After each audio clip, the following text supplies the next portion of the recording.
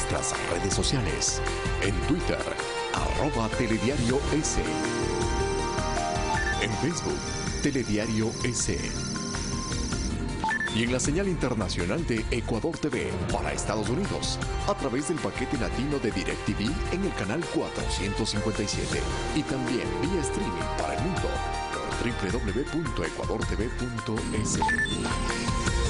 Muy buenos días, amigos y amigas de todo el país. Es un gusto acompañarles en este día jueves. Aquí empezamos Telediario. Diana, buenos días. ¿Qué tal, Sofía? Amigos televidentes, muy buenos días. Gracias por su sintonía. Arrancamos ya de inmediato con los titulares en Telediario. Bienvenidos. El proyecto del Tren Playero requerirá una inversión inicial de $1.000 millones. Así lo dieron a conocer las autoridades de gobierno. Las reformas a la Ley de Comunicación fueron abordadas por el relator especial de Naciones Unidas sobre promoción y protección del derecho a la libertad de expresión, David Kett, quien se reunió con el presidente Lenín Moreno. La central hidroeléctrica Mina San Francisco se encuentra lista para entrar en operación. Su generación eléctrica permitirá asegurar el suministro en el país. Y en lo internacional, una intensa lluvia provocó inundaciones en la isla española de Mallorca. 10 personas murieron.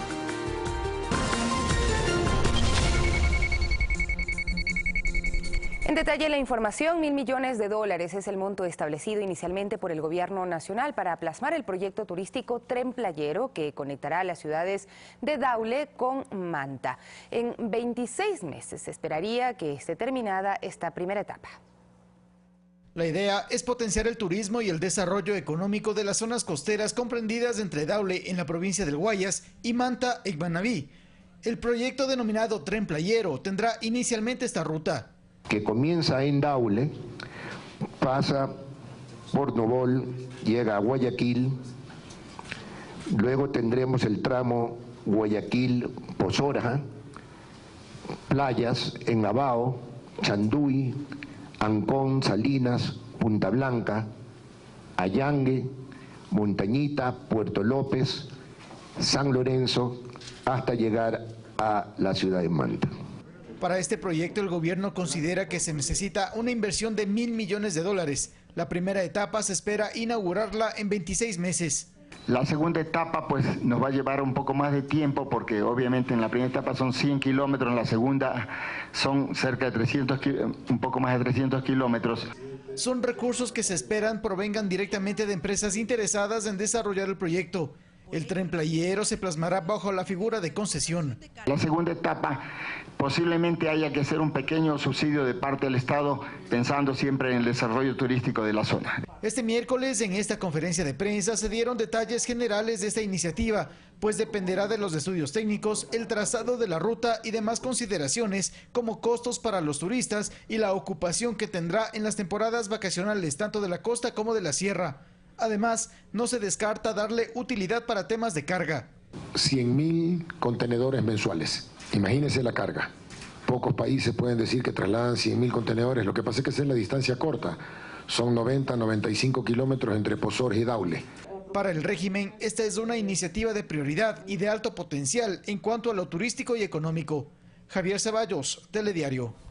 6 de la mañana con 4 minutos y el turismo y la producción serían los beneficiarios directos con la puesta en marcha del Tren Playero. El mismo apunta al incremento en la inversión en proyectos hoteleros y el esparcimiento. El anuncio presidencial de que la transportación férrea regresará a la costa ecuatoriana es bien recibida por el sector de la producción agrícola y turístico. Si hay los estándares de seguridad, de calidad, yo creo que sí va a ser beneficioso para el país. Suena algo muy positivo para el desarrollo del país. De acuerdo a la propuesta, más de 30 poblados se unirán en el trayecto desde Daule, pasando por Guayaquil, recorriendo todo el perfil costero a orillas del Pacífico por la península de Santa Elena hasta llegar a Manta, en Manabí. Para el presidente de la Federación Nacional de Cámaras de Turismo, se abre la oportunidad para la inversión en proyectos hoteleros y de diversión. Aquí tiene que ser turismo, tiene que ser transporte, tiene que ser carga, tiene que ser conectividad, ¿ya? Porque eso es lo que falta. Y que la gente vea que sea una opción. En vez de irme en avión, voy en tren. En vez de irme en mi carro, voy en tren. Según la planificación, la nueva ruta ferroviaria cruzará zonas productivas. Por ello resultaría beneficioso, ya que la transportación de carga por esa vía siempre resultó más barata, después de la marítima. Una lógica de abaratar costos con la transportación férrea, ¿no? Consideran que la sostenibilidad del proyecto estatal es indispensable. Nadie va a coger un tren para ir a bañarse y regresar, no. La gente va a un destino porque hay actividades. En ese destino hay varias actividades, hay hotel, hay casino, hay gastronomía, hay paseos acuáticos, todo eso. Ojalá pues que existan ya claros estudios y que esto pase de ser una buena intención a una realidad. Esto debido a que la historia del ferrocarril de la península de Santa Elena duró 28 años, desde 1926 hasta 1954, producto de malas administraciones. Pero ahora la esperanza renace para el tren de la costa. Mirta Carrillo, Telediario. Y en otro tema, el relator especial de Naciones Unidas sobre la promoción y protección del derecho a la libertad de expresión, David Cate, se reunió ayer miércoles con el presidente Lenín Moreno en el Palacio de Carondelet. Cate destacó los esfuerzos gubernamentales por promover una comunicación responsable y libre. David Cate visita Quito y este miércoles mantuvo una reunión breve de trabajo con el presidente Lenín Moreno para hablar de libertad de expresión y cómo las decisiones gubernamentales están contribuyendo a aquello. Para el relator especial de Naciones Unidas sobre la promoción y protección del derecho a la libertad de expresión, es clave la convergencia entre el Ejecutivo, la Asamblea Nacional y actores sociales en las reformas a la Ley Orgánica de Comunicación y todo lo que ello implica, entre otras cosas, el fortalecer a las radios comunitarias, garantizar la independencia de los medios y promover el acceso a la información de todos los sectores.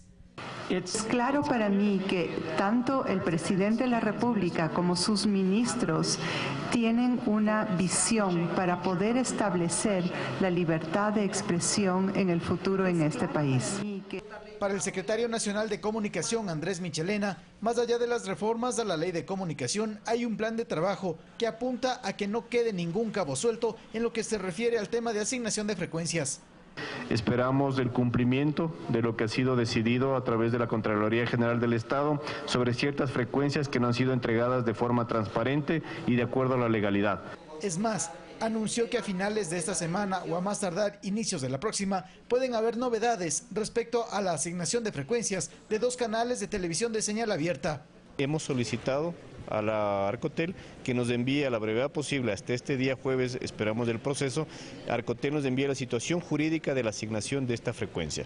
En ese momento se ha conformado una comisión que evaluará el estudio enviado por Arcotel, conformado por la Supercom, la Cordicom, la Secretaría General de la Presidencia, la Secretaría de la Política y la SECOM. En este caso analizaremos la información y de inmediato se procederá a informar todo apegado y estrictamente a lo que dice la ley y los reglamentos de acuerdo a la asignación de frecuencias. Si se ha violentado cierto proceso, obviamente las frecuencias serán revertidas.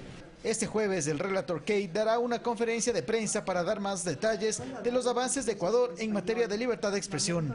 Javier Ceballos, Telediario. 6 de la mañana con 9 minutos y los asambleístas Byron Valle de Revolución Ciudadana, Fernando Callejas de Creo y el independiente Jimmy Candel conforman la comisión que investigará a la legisladora Sofía Espín, quien visitó en la cárcel a una testigo protegida en el caso Balda. Este miércoles estaba previsto que el Consejo de Administración Legislativa recoge el testimonio del asambleísta Espín, quien pidió ser recibida, sin embargo, no acudió a la cita pactada. Hemos considerado mejor presentar los argumentos que yo tenía de algunas cosas que no se cumplieron en lo que revisó el CAL directamente a la comisión que se acaba de conformar. Finalmente será una comisión tripartita la encargada de investigar lo que a criterio de las autoridades que manejan la seguridad en los centros de rehabilitación social fue una visita irregular de la legisladora, quien habría burlado los controles. Y esta comisión es la que sustancia el proceso. En horas de la tarde, el Pleno de la Asamblea resolvía sobre una moción presentada por la oficialista Jimena Peña. Quisiera mocionar la integración de la comisión que, de acuerdo a lo que establece la norma, debe ser una comisión tripartita. Entonces, 102 votos aprobaron la integración de la comisión. Serán Byron Valle de la Revolución Ciudadana, bloque al que pertenece Espín, Fernando Callejas de Creo, movimiento al que pertenece Esteban Bernal, asambleísta denunciante, y el legislador Jimmy Candel, quienes integren esta comisión temporal. Estamos conscientes que lo que el país necesita es seriedad, aplicación de justicia. Yo creo que habrá que tomarse declaraciones y hacer un cronograma de trabajo. En 10 días se espera que esté listo el informe para ponerlo en consideración del Pleno de la Asamblea. A fin de que el CAL, una vez revisado, ponga a la presidenta en el orden del día y sea el plenario el que resuelva qué se debe hacer. Mientras que en el caso de la legisladora Norma Badejo, la denuncia ya ha sido presentada por el asambleísta de Creo, Fabricio Villamar. Y si es que la Asamblea no toma una resolución, terminamos siendo cómplices de un acto que evidentemente está reñido con la ética pública. El procedimiento será similar al que se aplica con Sofía Espina. Alexis Moncayo, Telediario. 6 de la mañana con 10 minutos, el Ministerio de Educación se suma al pedido de la Fiscalía del Guayas que busca apelar la sentencia dictada a los profesores acusados de abuso sexual contra 4 alumnos del Colegio Réplica Aguirre Abad en Guayaquil. La defensa de los menores también exige la pena máxima de 40 años. La Fiscalía del Guayas espera recibir la notificación de la sentencia en físico para interponer el recurso de apelación contra la pena de 29 y 17 años de prisión dictada contra 4 docentes acusados de abuso sexual a estudiantes del Colegio Réplica Aguirre Abad.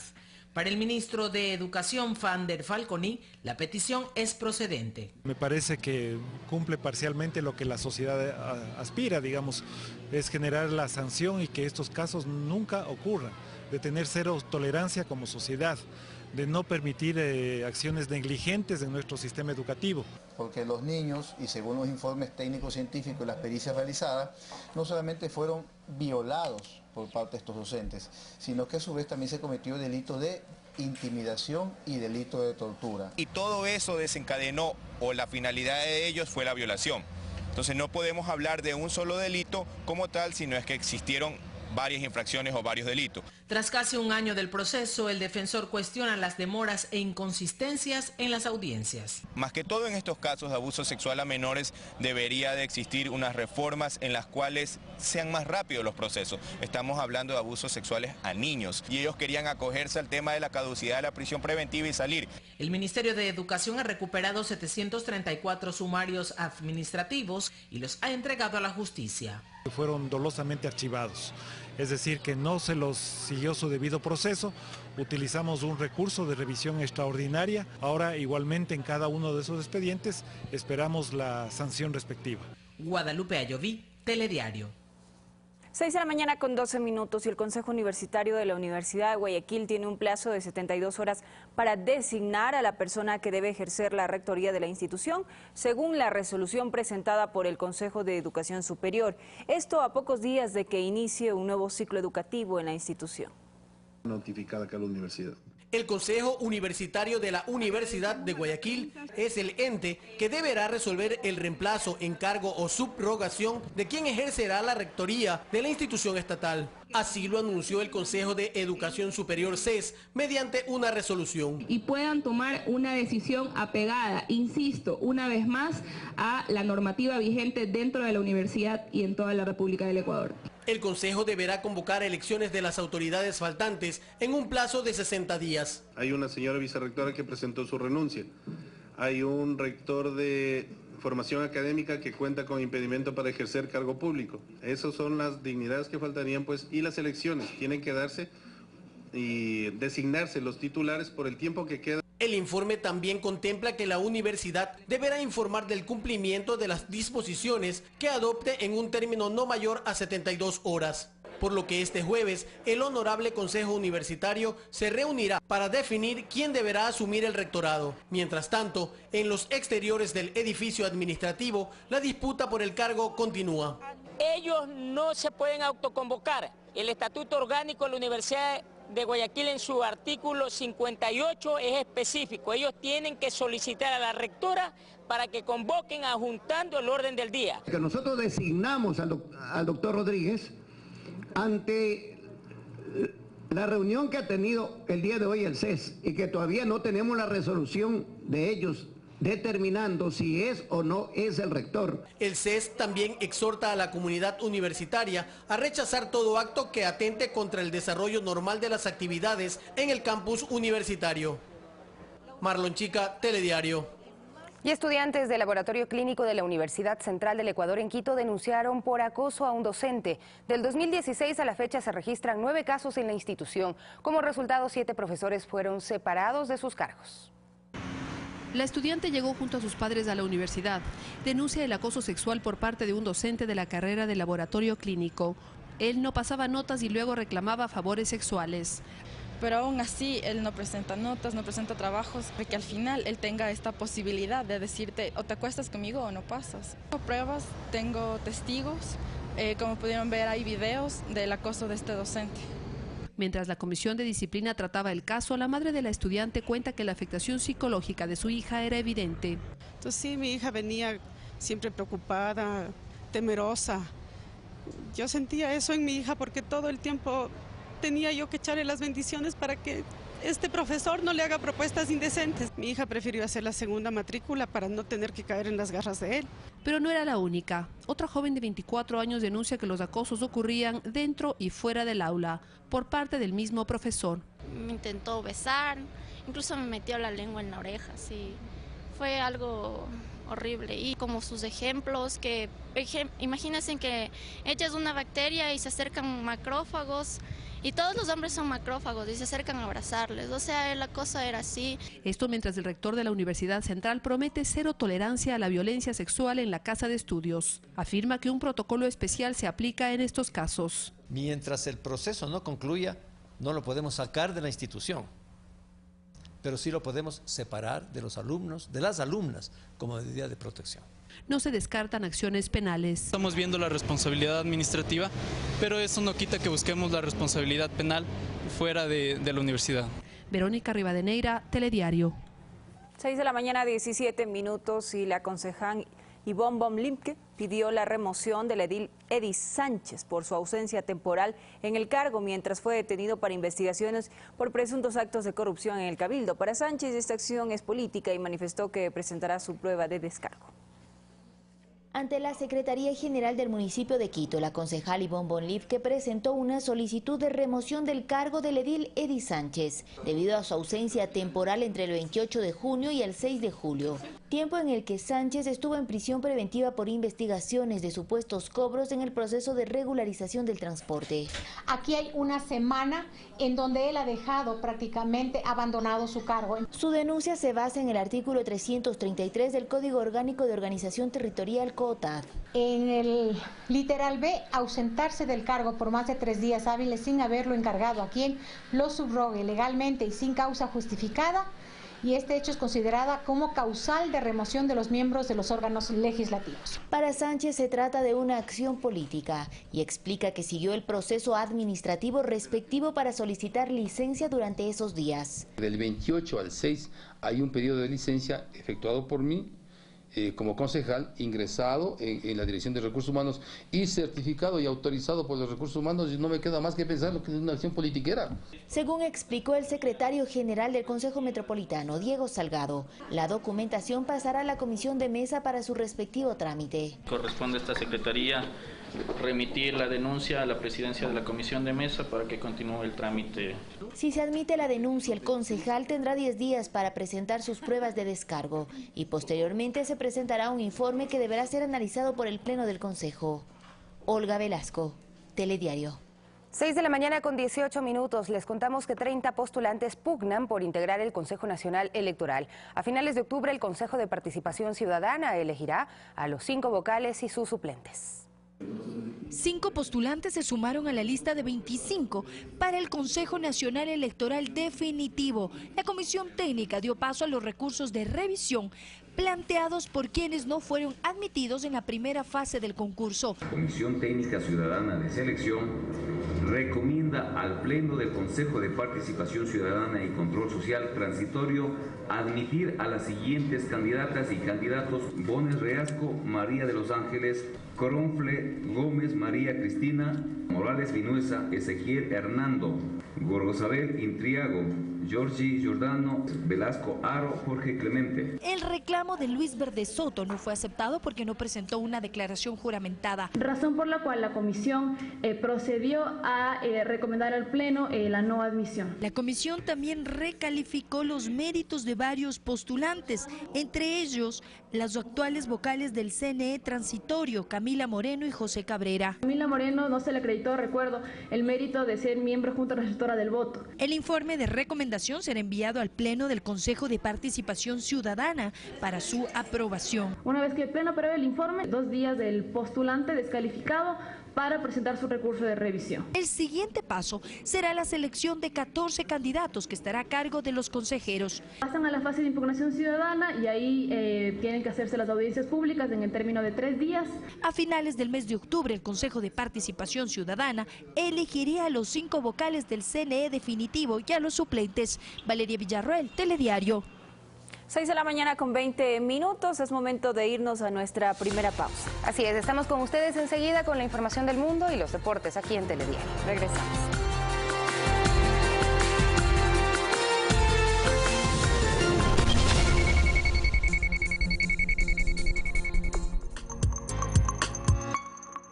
Si quieren conocer un palacete, la familia Gijón Camaño nos abre su palacio La Circasiana y viajamos a la aristocracia de Quito.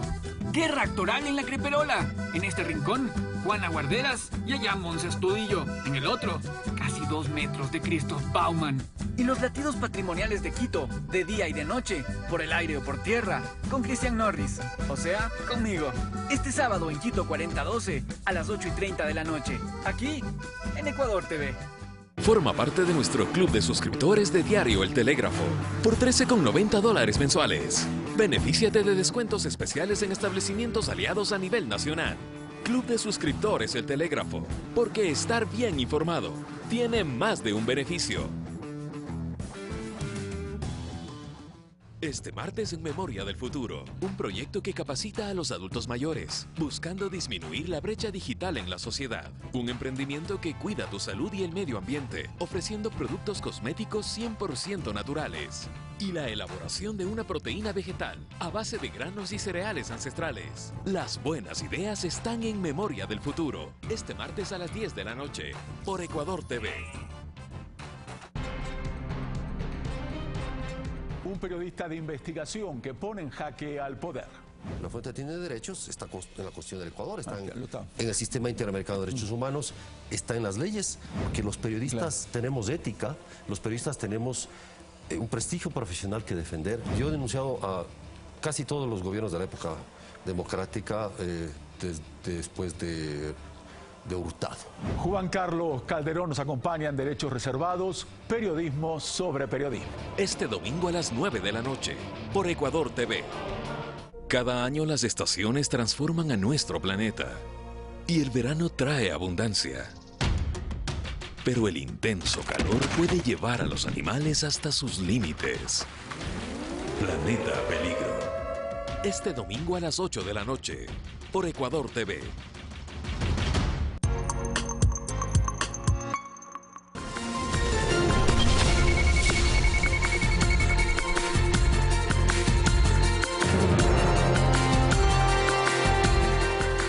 Las 6 de la mañana con 23 minutos, continuamos informando en Telediario. Las obras civiles de la hidroeléctrica Mina San Francisco están prácticamente terminadas y el equipamiento está en fase de pruebas finales para el inicio de su operación comercial. Ubicada en el cantón Pucará, en la provincia de Azuay, Mina San Francisco aportará con 270 megavatios de potencia al sistema nacional interconectado. Unidades de generación, cada una de 90 megavatios de potencia, están en pruebas electromecánicas. La obra civil está prácticamente finalizada. Estimamos que durante estas siguientes semanas se concluyen todos estos trabajos y podemos estar listos ya desde el punto de vista de terminación completa del proyecto. La primera unidad de generación ya cumplió con el acoplamiento al Sistema Nacional Interconectado. En septiembre entregó energía al país como periodo de prueba. Al momento tenemos un avance del 99.85%. La represa tiene 80 metros de altura y una capacidad de embalsamiento de 14 millones de metros cúbicos de agua. De los cuales 6 millones de metros cúbicos son el volumen útil dedicado a generación. Tiene 3 vertederos para controlar el exceso de agua. Su construcción inició en marzo de 2012. Todo el proyecto tiene una inversión que bordea los 515 millones de dólares. Hay que notar también que en varios puntos del proyecto también se generaron optimizaciones en los costos, ¿no? Muchos frentes también se redujeron sus presupuestos. La central hidroeléctrica está ubicada en el límite provincial Azuay El Oro. Se prevé que entre en funcionamiento comercial a finales de noviembre. Aportará con 270 megavatios de potencia. César Tacuri Vintimilla, Telediario. 6 de la mañana con 25 minutos. Crear conciencia ciudadana y mejorar la calidad de vida de las poblaciones que se benefician del agua del río Daule es la finalidad del Plan de Conservación de la Cuenca Hidrográfica. El ministro de Agricultura y Ganadería, Javier Lasso, fue parte de la sexta mesa de presentación. Más de 4 millones de habitantes de varias provincias de la costa, donde pasa el caudal del río Daule, se beneficiarán del plan de conservación, un proyecto presentado por la empresa municipal de agua potable, que cuenta con el apoyo de entidades públicas y privadas. Es una acción a largo plazo, es decir, que es la gestión de todos para los 10 próximos años. Es agua para mañana para Guayaquil, agua de mejor calidad y seguramente en un concepto también más económicamente más sostenible. Los 255 kilómetros de longitud del río Daule serán monitoreados por el Sistema de Información Automática de Calidad de Agua, que comprende 7 estaciones y una central. Y esto está financiado por el Banco Mundial para poner puntos de monitoreo y saber durante todo el año cuál es la turbiedad, niveles de sedimentación, cómo va el agua en lo que tiene que ver a niveles de contaminación. En temas agrícolas, ganaderos y forestales, la iniciativa mejorará las prácticas de conservación del medio ambiente, evitando el deterioro del ecosistema. Tenemos que fomentar la reforestación, la protección de cuencas hidrográficas. Eso nos lleva como Estado a más inversiones para mantenimiento, pero sí prevenimos. Si incorporamos todas las herramientas y las acciones de protección en las cuencas, vamos a ganar todos. El plan de recuperación y preservación está planificado en 3 fases hasta el 2030 y forma parte de la propuesta para medir y reducir la huella hídrica y de carbono de la ciudad. Marlon Chica, Telediario. 6 de la mañana, 27 minutos, y 2 propuestas de ordenanza en el municipio de Quito plantean eliminar el uso de sorbetes y removedores plásticos. La alternativa es que se fabriquen productos biodegradables para minimizar el daño al ambiente. En el sector industrial se plantea el uso responsable y la creación de políticas para incentivar la clasificación de desechos. La intención es minimizar el impacto ambiental que se genera con el uso de plásticos. Según el Programa de Naciones Unidas para el Medio Ambiente, al menos 8 millones de toneladas de plástico van a parar en el mar cada año. El Ministerio del Ambiente asegura que 1.500 millones de fundas plásticas tipo camisetas son utilizadas por año en el Ecuador. Equivale a 130 fundas por persona. La preocupación por este problema ambiental, que es uno de los mayores en la actualidad, ha llevado a impulsar proyectos para evitar el consumo de plásticos. En Guayaquil ya se aprobó una ordenanza sobre el tema. En Quito existen varias propuestas de ordenanza. Desde la Secretaría del Ambiente se plantea eliminar el uso de sorbetes y removedores plásticos para el consumo de bebidas de forma inmediata. Todo lo que es el PET, el Tetra Pak y el plástico de uso primario, es decir, el que envolvemos el cárnico, los pollos, etcétera, eso no va a ser topado. Si la ordenanza es aprobada, en 180 días se restringiría la entrega de envases, vasos, vajilla y empaques de espuma flex de un solo uso. Y hasta el año 2022 se prohibiría la entrega de vajillas o cubiertos plásticos, exceptuando aquellas fundas y aquellos plásticos que sean 100% biodegradables. El concejal Patricio Uvidia también encabeza otra ordenanza denominada Quito sin plásticos. Que se adquiera la costumbre del reciclaje, pero que también llegue a un punto intermedio donde los basureros sean diferenciados. La alternativa de la fabricación de plásticos con materiales biodegradables es cuestionada por el sector. El plástico biodegradable no se puede reciclar, es de un solo uso. Todas las ciudades en las cuales o países están utilizando o se quieren utilizar los plásticos biodegradables deben tener zonas de compostaje. Afirma que todo plástico en la actualidad puede ser reciclado y reutilizado. En Quito, alrededor de 3.000 recicladores se encargan de esta tarea. Los recicladores venden la materia prima, llámese botellas de plástico, fundas plásticas, lo venden a otros para que estos los transformen nuevamente en resina, que son incorporados a nuestros procesos productivos. Señala que se debe incentivar desde las aulas el uso responsable de los plásticos. El plastiquero hoy en día en Ecuador representa el 1,2% del PIB. Somos más de 19.000 empleados directos y más de 120.000 familias que están en la industria plástica. De acuerdo con datos proporcionados por la empresa metropolitana de aseo Emaceo en la capital, se producen a diario 2.227 toneladas de desechos sólidos. De esa cantidad, 277 toneladas corresponden a fundas y otros tipos de plástico. Valeria Villarruel, Telediario. Y medianos y pequeños productores de leche bloquearon un tramo de la vía Panamericana al sur de Quito en rechazo al uso de suero en productos industrializados. Solicitan ser recibidos por el jefe de Estado. Decenas de productores de leche de Machachi, Aloasí, Tambillo, entre otras localidades, marcharon por la avenida Panamericana Sur con una consigna. Piden que se derogue el decreto ejecutivo 036 que permite la industrialización del suero, el que dicen ha perjudicado su venta. Hoy estamos compitiendo con el suero. El suero ingresa al país 1.800.000 litros, están circulando todos los días y ese es el perjuicio que tiene nuestra gente. Manifiestan que demandaron dialogar con las autoridades a cargo del Ministerio de Agricultura en múltiples ocasiones. Sin embargo, no fueron escuchados. Por ello solicitan una reunión con el jefe de Estado. Estamos anunciando una gran marcha a la Presidencia de la República, pero esta vez a nivel nacional. Rechazan que el sector industrial utilice en productos lácteos del suero. El que mencionan no tiene el debido tratamiento para su uso. Ingredientes: leche entera y suero de leche. Este suero que lo ponen en los productos lácteos hacen porcentajes del 40, del 30, del 70%. Es la leche que no deja salir de nuestros campos y a nuestros campesinos los humillan con precios de miseria de 30, 32, 35 centavos. Rodrigo Gallegos, director ejecutivo del Centro de la Industria Láctea, apoya la utilización de este elemento en la cadena de producción, pues dice que se efectúa con altos estándares de control y calidad. De la producción global del Ecuador de los 5,5 millones de litros, apenas el 1.8% corresponde a productos que utilizan suero.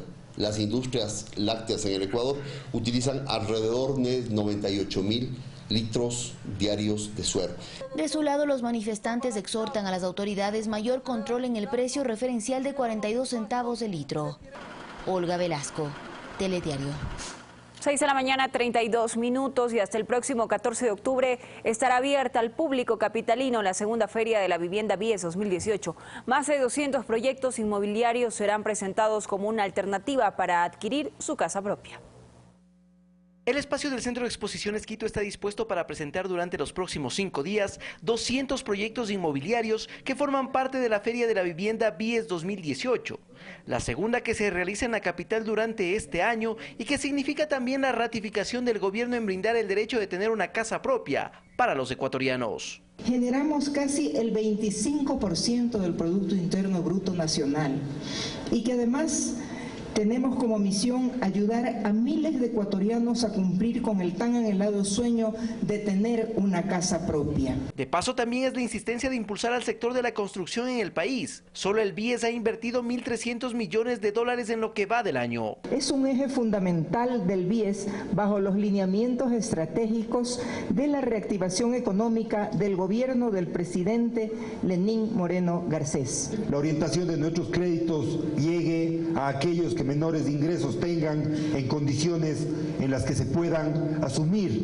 la contratación de créditos. La feria espera recibir una gran cantidad de visitantes hasta el próximo domingo y allí presentar las diversas alternativas para adquirir su casa propia. La entrada al evento es de $1.50. Alex Llanos, Telediario. Vamos a revisar más información, pues la presidenta del Comité Plan Toda una Vida, Rocío González de Moreno, asistió a la inauguración de una nueva sucursal de la tienda Galería Ecuador. Este emprendimiento está enfocado en presentar al país y al mundo lo más destacado de la producción nacional en lo que se refiere a artesanías. Rocío González recalcó el trabajo del gobierno para impulsar a este sector, así como para que cada vez nos empoderemos más del trabajo que realiza el sector artesanal. Imagínense en el efecto multiplicador que es que cada mujer lo use y que cada hombre compre un regalo para su mujer, para su hija, para su mamá, de una artesanía hecha por nuestras mujeres, unos lindos aretes, un anillo, un tejido, un saco como este. Hay tantas cosas y todas son lindas, todas además nos hacen sentir orgullosas de que estamos poniéndonos algo nuestro, algo que nos identifica.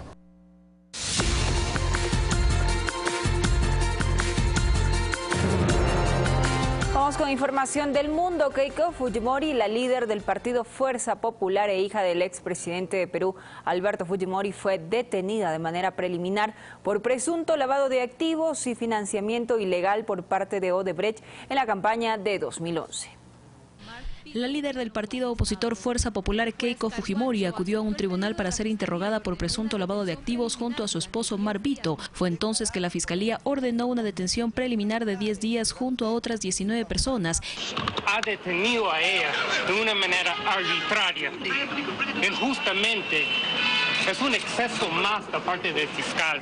Medios locales difundieron las imágenes de su arresto y traslado a prisión bajo custodia de 2 uniformadas. Keiko y Vito son investigados por lavado de activos por los aportes económicos recibidos a sus campañas electorales de 2011 y 2016, que incluyen ingresos por supuestos cócteles y financiación irregular por parte de la constructora brasileña Odebrecht. Este último escándalo se desató en diciembre de 2017, luego de que el empresario Marcelo Odebrecht declaró en Brasil a fiscales peruanos que contribuyó a la campaña de Keiko en 2011. De acuerdo a la resolución, el juez determinó que existe un grave peligro de fuga por parte de la ex candidata presidencial y establece que Keiko Fujimori constituyó una organización criminal al interior de Fuerza Popular con el objetivo de obtener poder político en las instituciones del Estado. Desde la prisión, la hija mayor del expresidente Alberto Fujimori dijo en su red social que es víctima de persecución y que su detención no tiene argumentos jurídicos y pidió a sus seguidores reforzar el trabajo en las bases para que levanten su voz. Fanny Lara, Telediario. Y el ojo del huracán Michael de categoría 4 tocó tierra en México Beach y Panama City, en la Florida, al sur de los Estados Unidos. Su paso deja un panorama de destrucción, inundaciones, derrumbes y casas totalmente bajo el agua. Revisemos las imágenes. Son las primeras imágenes del ojo del huracán Michael de categoría 4 de una escala de 5 que tocó tierra en la costa de México Beach y Panama City en la Florida, al sur de los Estados Unidos. Con vientos sostenidos de 250 kilómetros por hora y fuertes lluvias, deja hasta el momento inundaciones, vehículos volcados, derrumbes, árboles caídos y casas totalmente destruidas. El Centro Nacional de Huracanes asegura que Michael reporta marejadas. El agua ingresó a las viviendas y las olas han superado los 3 metros de altura. Las autoridades aseguran que se trata del huracán más intenso que azota esta zona desde 1851. El huracán Michael es una tormenta totalmente mortal y es una de las más poderosas que habremos visto en los últimos años. Quizás una de las más catastróficas en el último siglo. El presidente Donald Trump sigue de cerca este fenómeno. Y van a estar bien. Son fuertes, inteligentes y maravillosos. Los meteorólogos estiman que por la fuerza de los vientos se puedan formar tornados. 375,000 personas evacuaron la zona costera. Se estima que 30 millones de habitantes sentirán la fuerza de Michael. Desde la Estación Espacial Internacional, la NASA transmitió la vista panorámica del huracán. A esta hora se prevé que baje a categoría 3. Según su trayectoria, llegará a Georgia y las Carolinas, que hace un mes fueron afectadas por el huracán Florence. Fanny Lara, Telediario. Son las 6 de la mañana, 38 minutos, y en la isla española de Mallorca una intensa lluvia que alcanzó los 220 litros por metro cuadrado en tan solo 5 horas provocó el desbordamiento de ríos en la zona. La localidad más afectada es Saint-Llorenç, ahí precisamente donde se registran 10 muertos, la mayoría por ahogamiento. Vean ustedes estas imágenes, se reportan al menos 600 personas damnificadas, decenas de heridos y un niño de 5 años de edad que desapareció luego de que su madre, quien murió ahogada, lo rescató a él y su hermana del vehículo en el que viajaban y que quedó atrapado en el agua. Decenas de vehículos fueron arrastrados por la fuerza del agua. El presidente del gobierno español, Pedro Sánchez, visitó las localidades afectadas y decretó zona de catástrofe. Y mientras tanto, el tenista español Rafael Nadal, originario de Mancorc, una comunidad cercana a Saint-Llorenç, junto a cientos de personas, se dieron cita en los lugares más afectados para ayudar. Nadal cambió su raqueta por jaladores y trapeadores para remover el lodo que ingresó a los hogares. Además, puso a disposición sus centros de formación de Manacor para que fueran utilizados como albergues o refugios. El diario británico The Guardian o The Times publicó en la portada de este jueves la imagen de Nadal, quien también ha tenido varias muestras de admiración y respeto. 6 de la mañana, 39 minutos. Qué bonita imagen de Nadal, precisamente ayudando también a los ciudadanos de su país que están enfrentando una situación muy difícil. Diego, muy buenos días. Buenos días, Dieguito. Los artistas también. ¿no? Hola, Sofi, buenos días. A propósito, ¿no? Creo que ante una situación así todos se olvidan de cualquier jerarquía o categoría o nivel social o económico que se pueda tener. La influencia que pueden asumir a través de su imagen positiva siempre, yo creo que contribuye. Vamos a ir con información deportiva, señoras y señores. Bienvenidos. Son las 6 de la mañana con 40 minutos.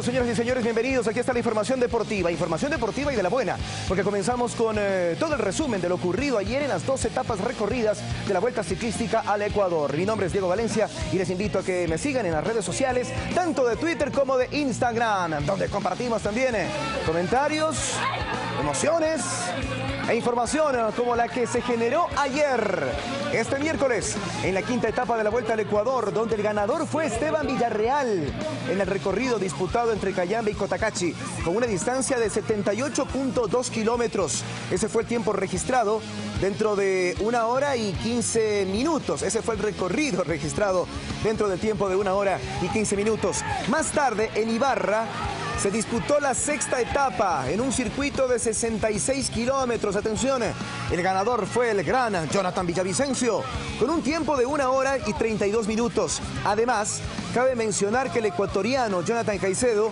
tuvo un accidente durante esta etapa 6. Se cayó y se rompió la clavícula. Vamos a ver cómo se encuentra hoy, luego de la revisión médica, terminada la tarde, terminada la jornada de miércoles. Y dependiendo de aquello, cómo enfrentará la etapa que el día de hoy, en su 7ª parte, se disputa entre Cotacachi y Huaca, con un tramo de 133 kilómetros.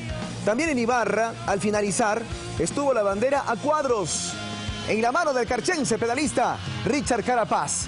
Reiteramos, este jueves 11 de octubre se disputará la 7ª etapa entre Cotacachi y Huaca, con un tramo de 133 kilómetros. Aquí está la bandera en las manos de Richie Carapaz, a quien le enviamos un abrazo enorme, de que forma parte de esta nueva etapa del ciclismo en el Ecuador, seguramente marcando un antes y un después junto a Guamá, Caicedo y otros grandes destacados de esta disciplina. Vamos a mirar y a escuchar a Jonathan Caicedo, ganador de la última etapa.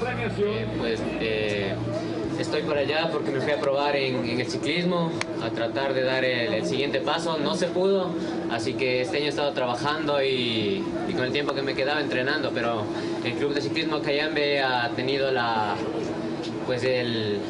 me ha invitado y pues gustoso de venir con ellos. Y pues la verdad que estos días anteriores he pasado bastante mal. Hoy en la mañana estábamos dudando si salía o no de la etapa, pero estaba con dolor de barriga, dolor de cabeza, pero hoy en la mañana tuvimos mejores sensaciones y hoy no tratamos de hacer nada por eso mismo, porque teníamos la duda de cómo íbamos a llegar al final. Y la verdad que, pues gracias a Dios, todo salió estupendo, salió Byron Guama desde lejos y pues esa fue mi rueda. Y agradecido de estar aquí en mi ciudad y poder haber ganado en Ibarra. Muy contento, la verdad. Muchas gracias a todos por su cariño. Gracias, Ibarra. por el sector del viraje de acá que tenemos a la derecha, había como una tapa de una alcantarilla un poco levantada y no sé de dónde fue, alguien se cayó y movió todo el pelotón y Jonathan iba atrás de él. Y le hemos seguido luchando día a día. Vienen 2 etapas muy fuertes, las conozco y sé que se me van a dar muy bien. Quiero ir avanzando también un poco en la clasificación general y pues nada, esperar los 2 días que faltan de alta montaña. Una etapa muy rápida, difícil, ¿no? Por el pavé, por el adoquín, había que estar muy atento, muchos pinchazos.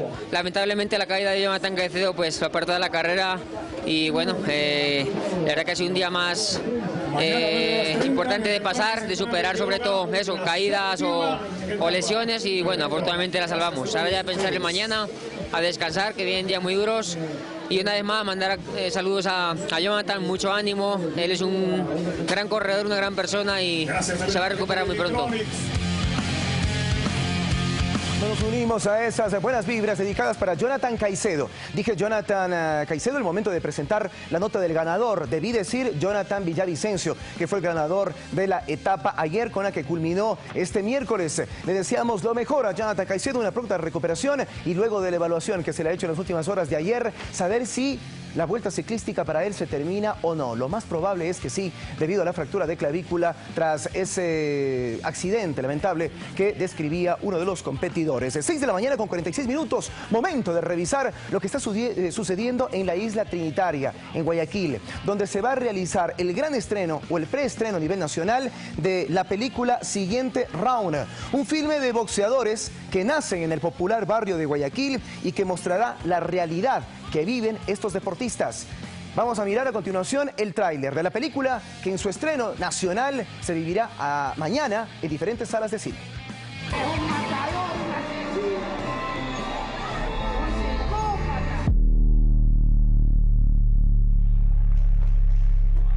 Que son los mejores boxeadores de este país, tenemos que llevarnos el primer lugar en esta competencia.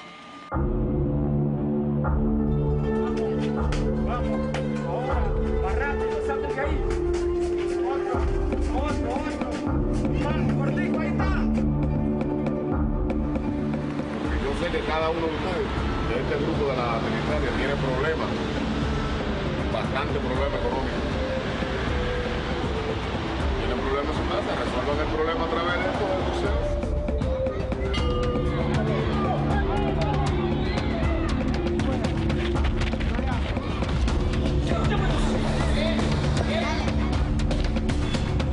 Vístase, papito, que ya nos vamos. Si te vas a subir hoy día, negro, te vas a subir sin paro. Decidido, mi negro. Escóndete, rata, ¿qué hiciste, mijo? ¿Qué hizo? ¿Qué hizo, mijo? Cuando el árbitro dice stop, hay que parar. Los dos están peleando mal. Tienen que mejorar mucho la técnica, pero sobre todo la disciplina. Porque sin disciplina sí no vamos a llegar a ningún lado. 18, 19, muévete.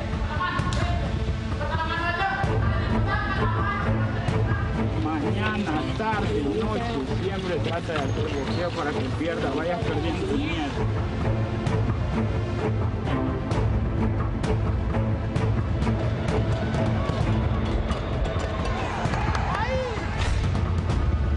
Y antes, ¿quién te paraba a burlar tu Nacho? Todo el mundo te portaba bronca en tu barrio. Ahorita todo el mundo te admira, todo el mundo quiere ser boxeador.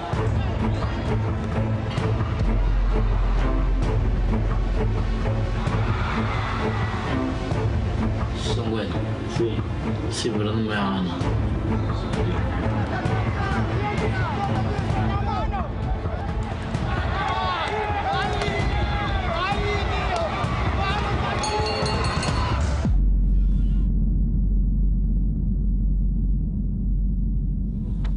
Siguiente Round es el documental que se presentará hoy en la isla Trinitaria. Se generó en este sector tan conflictivo de Guayaquil, donde se comparten historias y, por supuesto, aquellos referentes deportivos que más adelante nos van seguramente a representar como ecuatorianos. En buena hora para la producción, para la organización y éxitos en el preestreno y mañana el estreno a nivel nacional de este Siguiente Round, tremendo documental producido en el Ecuador que se va a difundir en diferentes salas de cine. Vamos ahora a cambiar de tema porque luego de la gran polémica que se vivió el último fin de semana a propósito del choque entre Khabib y Conor McGregor, ya se habla de una potencial revancha. A continuación veremos al ruso y al irlandés, el uno en una posición tal vez con cierto condicionamiento para una potencial nueva pelea, mientras que Conor McGregor con la sangre en el ojo y con las ganas de ya enfrentar nuevamente al que llegó de Rusia.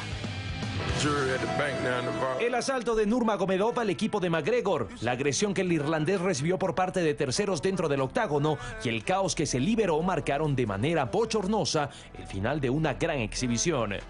Las razones son varias: insultos a la familia, principios y religión del luchador ruso por parte de su rival a lo largo de más de un año y enfrentamientos fuera del octágono fueron el combustible para esa reacción injustificable. Todavía invicto y campeón, Khabib es el único apuntado por el escándalo. La Comisión Atlética de Nevada tomó la primera decisión. El premio por la pelea para el ruso, que asciende a los $2 millones, no se hizo efectivo por sus acciones, algo que no sucedió con McGregor, que sí recibió sus $3 millones. Pero eso es solo el comienzo. Se habla de una sanción de 3 a 6 meses para Nurmagomedov, además de una alta multa económica. Dana White, presidente de la UFC, anunció que el título de campeón de los pesos livianos seguirá en poder de Khabib, por lo que se va cocinando una posible revancha. Khabib tiene pensado exigir un número récord para pactar su primera pelea, tras la suspensión que se le viene contra su último rival. Será el sueño y la pesadilla de muchos. Lo cierto es que, si se da la revancha, la UFC buscará la mejor alternativa para complacer a los fanáticos, conseguir el mejor negocio posible y, ¿por qué no?, limpiar su nombre tras la vergüenza que se desató el sábado en Las Vegas.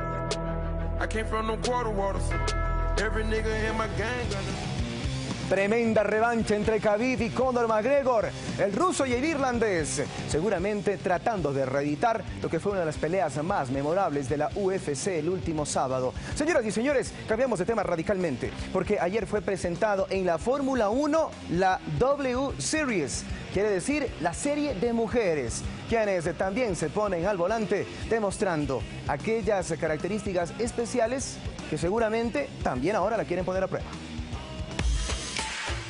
Nuevos paradigmas, más igualdad entre todos.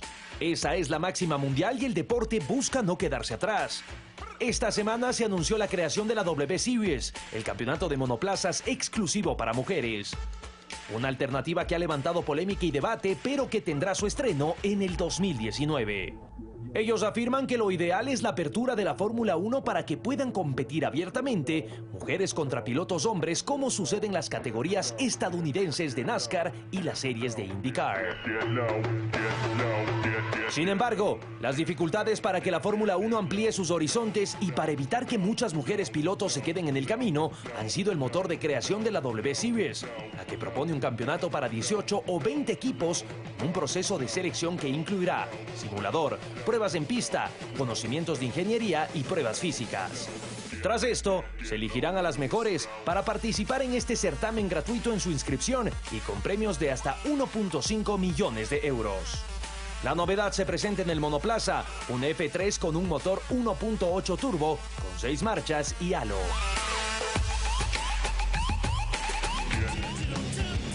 6:53 minutos, señoras y señores, atención, vamos a repasar algunos de los encuentros por fecha FIFA, amistosos internacionales de selecciones, como por ejemplo el que tendrá la selección de Irak frente a la selección de Argentina este próximo 11 de octubre a las 13 horas. Hoy, además, Colombia enfrentará a la selección de Estados Unidos a las 18 horas con 30 y la selección de Costa Rica enfrentará a la selección de México también a las 20 horas con 30.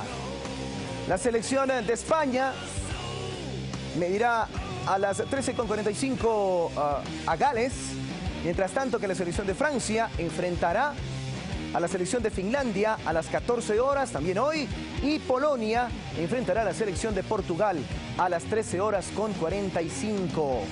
Esto por la Liga de Naciones de la UEFA. Corea medirá a la selección de Uruguay mañana a las 6 de la mañana, hora de Ecuador. Mientras tanto que la selección de Brasil medirá la selección de Arabia a las 13 horas, 1 de la tarde. ¿Y qué tal este choque? También para mañana, es de las 19 horas con 30 minutos, de la selección de Perú, frente al equipo, como le dicen los viejos periodistas, el de la estrella solitaria.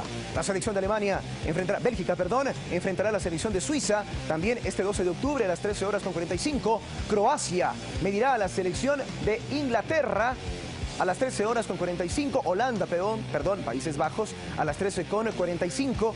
Y la selección de Alemania, entonces la de antes era Inglaterra. Señor Ochoa, por favor, no aclare porque oscurece. Croacia frente a la selección de Inglaterra y Países Bajos. Holanda frente a la selección de Alemania. Son los choques que medirán en esta jornada de amistosos por la fecha FIFA. Escocia enfrentará a la selección de Portugal este próximo 14 de octubre a las 11 de la mañana. Y Polonia medirá a la selección de Italia a las 13:45. Partidos internacionales por la fecha FIFA, preparándose para diferentes competencias a nivel internacional, las selecciones de distintos países. A las 6:55 les pido que envíen sus mensajes a la plataforma de redes sociales de los medios públicos con el hashtag FanáticoS. Todos los temas deportivos, sobre todo aquel de la Vuelta Ciclística al Ecuador y del Clásico del Astillero que se viene para este fin de semana, son los preferidos. También les invito a que me sigan en las redes sociales, tanto de Twitter como de Instagram, @ValenciaVela. Con esto, y un abrazo de bienvenida para el señor Eduardo Califé. Ya se vienen las entrevistas en Primera Impresión. Señor Valencia, gracias por pasarnos la posta, gracias por la información deportiva. Y gracias a ustedes, amigas y amigos, por continuar en nuestra sintonía. Hoy nos acompañarán en Primera Impresión Nelson Baldeón, representante del Programa Regional de Aceleración de Empresas del Instituto Tecnológico de Massachusetts en Ecuador. Con él hablaremos acerca de los enfoques y contenidos de la 6ª reunión del Foro Económico Mundial Latinoamérica, que se realizará hoy en Quito con la presencia del presidente de la República, Lenín Moreno. Además, estarán con nosotros César Litardo, asambleísta de Alianza País y miembro de la comisión que investiga el caso del asesinato del excomandante de la FAE, Jorge Gabela, quien nos hablará acerca de los avances en el trabajo legislativo y las próximas acciones que emprenderá esta comisión. Y además a Arturo Sánchez, vicepresidente de la Asociación Ecuatoriana de Plásticos, quien presenta reacciones a la propuesta de ordenanza metropolitana para restringir la utilización de plásticos de un solo uso en el distrito metropolitano de la capital. Temas e invitados esta mañana en Primera Impresión. Buenos días.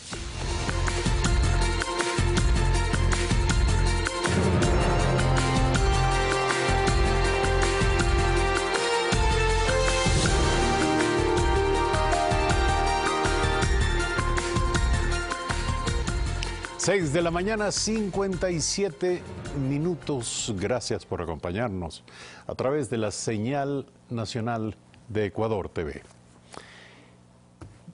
Como siempre, a esta hora queremos recomendar a ustedes la lectura de Diario El Telégrafo. Diario El Telégrafo en su primera página esta mañana nos dice: el primer tramo del tren playero estará en el año 2020. La etapa entre Daule y Pozorca será la primera en construirse. Tendremos además información sobre este tema en esta entrega informativa. La Organización de Naciones Unidas avala las reformas a la ley de comunicación. Andrés Michelena dijo que se pasó de la mordaza a la libertad. Esto a propósito de la visita del observador en la materia por parte del organismo mundial. Y por último, las niñas necesitan inclusión. Hoy se celebra su día, una fecha para concienciar sobre las inequidades que enfrentan cada día.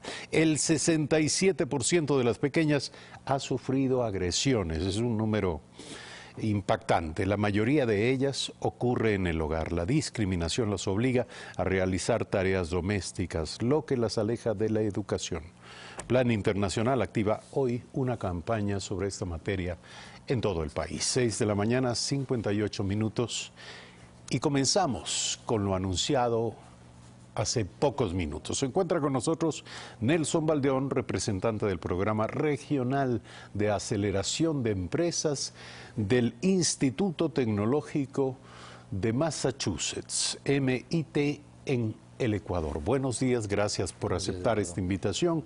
Hoy tendremos la inauguración, la apertura del Foro Económico Mundial edición latinoamericana que se llevará a cabo en la ciudad de Quito. Allí estará el presidente de la República e importantes invitados que aportarán con una serie de perspectivas de conocimiento y reflexión sobre la situación económica mundial, pero también sobre la situación económica de América Latina y en ese contexto la situación del Ecuador. ¿Cuáles considera que son los principales ejes de preocupación a destacar sobre la reunión de hoy? Yo creo que básicamente, primero Eduardo, agradecido por la invitación a este importante canal. Yo creo que de alguna manera la importancia primero que se haga acá es que el Ecuador está tomando un nuevo rumbo hacia ver las inversiones en el país como un eje de transformación de una cultura empresarial, de un empresario ético, hacia creer en un país. Básicamente esa es la importancia de que nuevamente se logre realizar el foro acá en el país. Yo creo que el principal eje es la atracción de inversiones para el país. Yo creo que de alguna manera la seguridad jurídica que tiene el Ecuador y la confianza que se tiene que dar hacia afuera son este tipo de foros. Yo creo que de alguna manera el que haya venido casi 14 países empresarios a este foro a ver el mensaje del gobierno del país nos debe alegrar, porque creo que el país tiene mucho por explotar, mucho por recibir, y creo que este tema es importante resaltar, aparte de las inversiones, del cuidado ambiental y los sobreendeudamientos que tenemos a nivel global. Se está hablando de recesiones, entonces creo que es un foro donde se pueden poner estas ideas para que se dé un mensaje hacia afuera. ¿Qué tanto ha impactado en la comunidad empresarial internacional estos anuncios, los anticipos a una probable crisis derivada del alto nivel de endeudamiento que, según la directora del Fondo Monetario Internacional, está llegando a un límite insostenible? Yo creo que es preocupante, porque creo que las presiones por crecimiento son demasiado altas, que buscas hasta endeudarte para crecer más rápido. Pero la ventaja de organismos técnicos como el Fondo Monetario Internacional, el Banco Mundial, te permiten tener alertas. Yo creo que estas son alertas que permiten a los empresarios comenzar a tener procedimientos que les permitan no llegar a sobreendeudamientos, a países que no les permita llevar a sobreendeudamientos. ¿Para qué? Para que se puedan manejar las cosas técnicamente. Entonces yo creo que estas alertas, que son tempranas, antes de entrar en una crisis como la del 2009 en Estados Unidos por las subprime y Lehman Brothers y varias situaciones, justamente para alertar sobre endeudamientos que permitan la caída de grandes economías que afectan a muchas personas. El Foro Económico Mundial publicó su ranking de competitividad global del año 2017 y ubicó a Ecuador en el puesto 97 entre 137 países. La pregunta es: ¿cuáles son los factores que se toman en cuenta, que se consideran para medir la competitividad en un país? Apertura comercial, justamente. Yo creo que un país, para entrar en estos tipos de rankings, necesita tener tratados de libre comercio, necesita salir a exponerse al mundo, justamente lo que va a pasar hoy. Creo que el sector industrial y comercial del país entienden que, de alguna manera, el Ecuador necesita entrar en una cuarta revolución industrial. La cuarta revolución industrial es la fase donde se están digitalizando las cosas.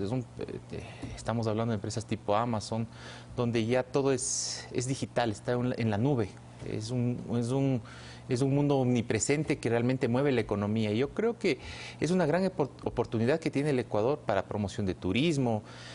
Solo hay que tomar en cuenta cómo las nuevas tecnologías como Netflix hacen que en países como en Colombia entren al año millones de dólares en producciones para contratar maquillistas, para hacer nuevos sets. Y yo creo que eso justamente es la oportunidad que tiene el país. ¿Por qué? Porque básicamente son nuevas tecnologías disruptivas que permiten crear nuevos trabajos. Entonces, más allá de nosotros tener miedo a esto, es cómo nos adaptamos, cómo creamos nuevas universidades enfocadas en estas tecnologías. Justo ayer estuve en una conferencia del Instituto Tecnológico de Monterrey, donde se hablaba de la cuarta revolución industrial y cómo están preparando a sus nuevas generaciones en profesiones como ingeniería en inteligencia artificial, ingeniería en programación cuántica de computadores. Entonces yo creo que viene la nueva oportunidad para crear nuevas economías. Entonces hay que entender que, de alguna manera, este es el momento para que Ecuador, justamente, con tratados comerciales que está buscando con Estados Unidos, con tratados comerciales con México, es el hecho de competir. Cuando tú compites, tienes apertura comercial que te permite entrar en estos rankings de competitividad. Sin embargo, estamos viendo que algunas de las categorías o las variables que se consideran y se toman en cuenta para medir competitividad también incluyen temas como inestabilidad jurídica, es decir, falta de confianza en el sistema judicial, tasas de impuestos, regulaciones laborales restrictivas, corrupción y excesiva burocracia, se afirma aquí. Todos estos son temas en donde hay ya recomendaciones firmes de parte de la comunidad empresarial para tratar de sugerir mejoras en la acción del gobierno. Yo creo que sí. Yo creo que justamente estos foros, mira, no solo el hecho del World Business Forum, el día de ayer la Unión Europea inauguró un foro aquí en la ciudad de Quito donde se está hablando cómo esta apertura, cómo esta confianza ha hecho que aumentemos las exportaciones a Europa. Si bien es cierto, la corrupción es un tema supremamente fuerte en nuestros países, no solo en Ecuador, en toda Latinoamérica, pero creo que las crisis generan oportunidad y creo que esto nos ha hecho reflexionar y, por ejemplo, ahorita los empresarios están hablando mucho de los códigos de ética, los blueprints que te permiten a ti generar prácticas anticorrupción. ¿Qué es mejorar justamente? En los temas que tú mencionas de la parte de competitividad, la seguridad jurídica, el arreglar las deudas con otras empresas te permite a ti decirle al mundo, ¿sabes qué? Nosotros estamos dispuestos a mejorar. ¿Para qué? Para traer nuevas oportunidades. Las últimas semanas yo creo que han sido bastante interesantes para el país porque creo que refleja un cambio, es una mentalidad de apertura y ese es competir. El tema es que Ecuador no está aislado, tenemos Colombia y Perú al lado. Y Colombia está en el tema de entrar en estos rankings hace tiempo. Están compitiendo, están exportando, están en tratados comerciales, Alianza del Pacífico, con Estados Unidos. Y creo que de alguna manera eso les ha vuelto más competitivo. Nosotros como universidad estamos trabajando mucho en la Ruta N en Medellín. Y tú ves cómo la nueva tecnología para prendas textiles está avanzada hasta con nanotecnología, que te permite tener un mejor producto, más exportable, con mayor demanda afuera, en mercados más grandes y que te permite justamente competir en base a valor agregado. Entonces, sin embargo, todas estas consideraciones parecen girar en torno a las políticas públicas. La pregunta es qué rol deben cumplir los actores empresariales. Porque lo que no termina de estar muy claro es que generalmente el poco desarrollo empresarial, las pocas oportunidades, los defectos, los problemas se atribuyen a las políticas de Estado.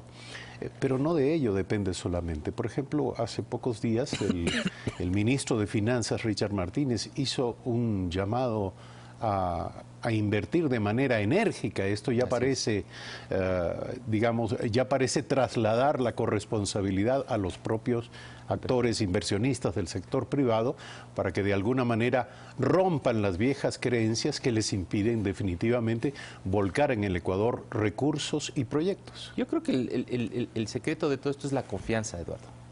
Nosotros tenemos el mensaje del ministro, creo que poco a poco, pero creo que es confianza, seguridad jurídica, que no te van a cambiar las reglas del juego. Entonces, yo creo que el esquema legal que debe tener el país más allá es separar la política de la economía.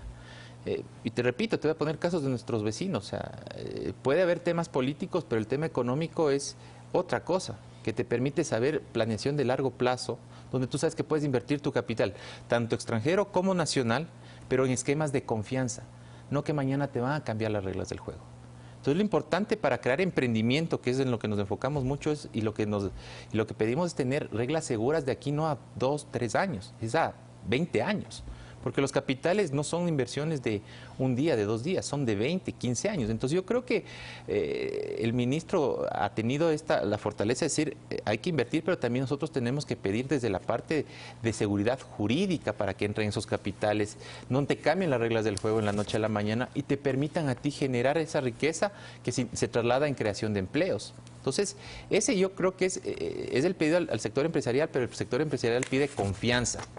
Desde nuestra perspectiva, eso es lo más importante para poder atraer las inversiones y los capitales que se tienen muchas veces afuera en lugares donde te dan seguridad jurídica.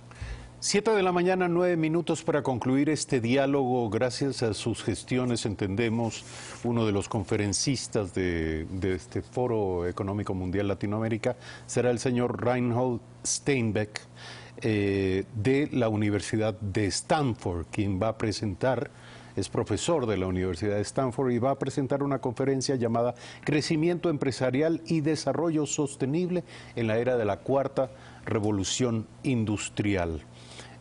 ¿Cuáles serán los temas o los ejes de la intervención de este profesor y conferencista en esta mañana?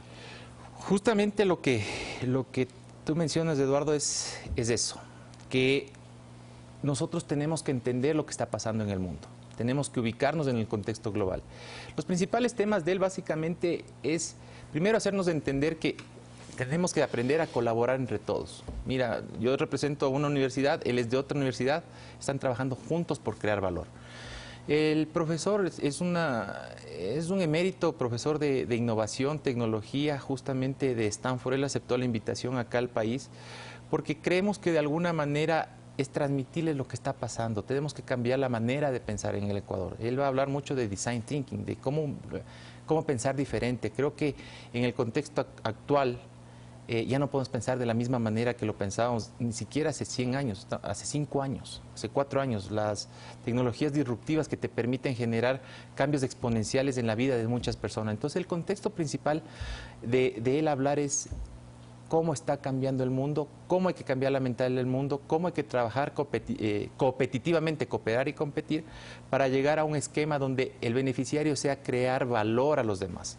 Entonces él va a estar hablando hoy a las 6:45 de la noche como speaker principal del aniversario de la Cámara de Industriales y Producción, donde de alguna manera el mensaje es eso: el Ecuador tiene que insertarse o morir en el intento, que realmente es una cuestión de supervivencia para el país. Nosotros tenemos que entender que la competitividad viene con una digitalización del mundo y donde más que tenemos muchas oportunidades. Entonces ese es un poquito el mensaje que él trae. 7 de la mañana, 11 minutos. Gracias por aceptar esta invitación. Esta mañana Nelson Baldeón, representante del Programa Regional de Aceleración de Empresas del Instituto Tecnológico de Massachusetts en Ecuador. Este día se abre este Foro Económico Mundial Latinoamérica en nuestro país y los contenidos serán ciertamente muy interesantes. Estaremos abordando en sucesivas emisiones lo dicho y lo conocido en esta reunión y en este encuentro en Quito. Gracias nuevamente. Hacemos un corte, regresamos en un instante con César Litardo, asambleísta de Alianza País y miembro de la Comisión Especial que analiza el caso Gabela.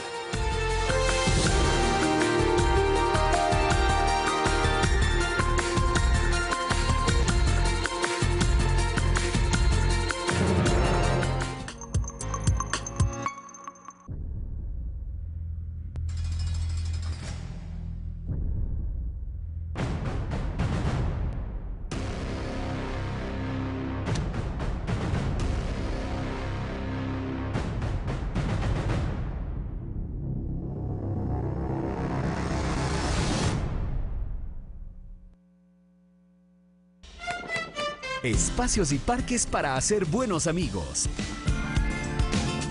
Canchas deportivas modernas, áreas alegres.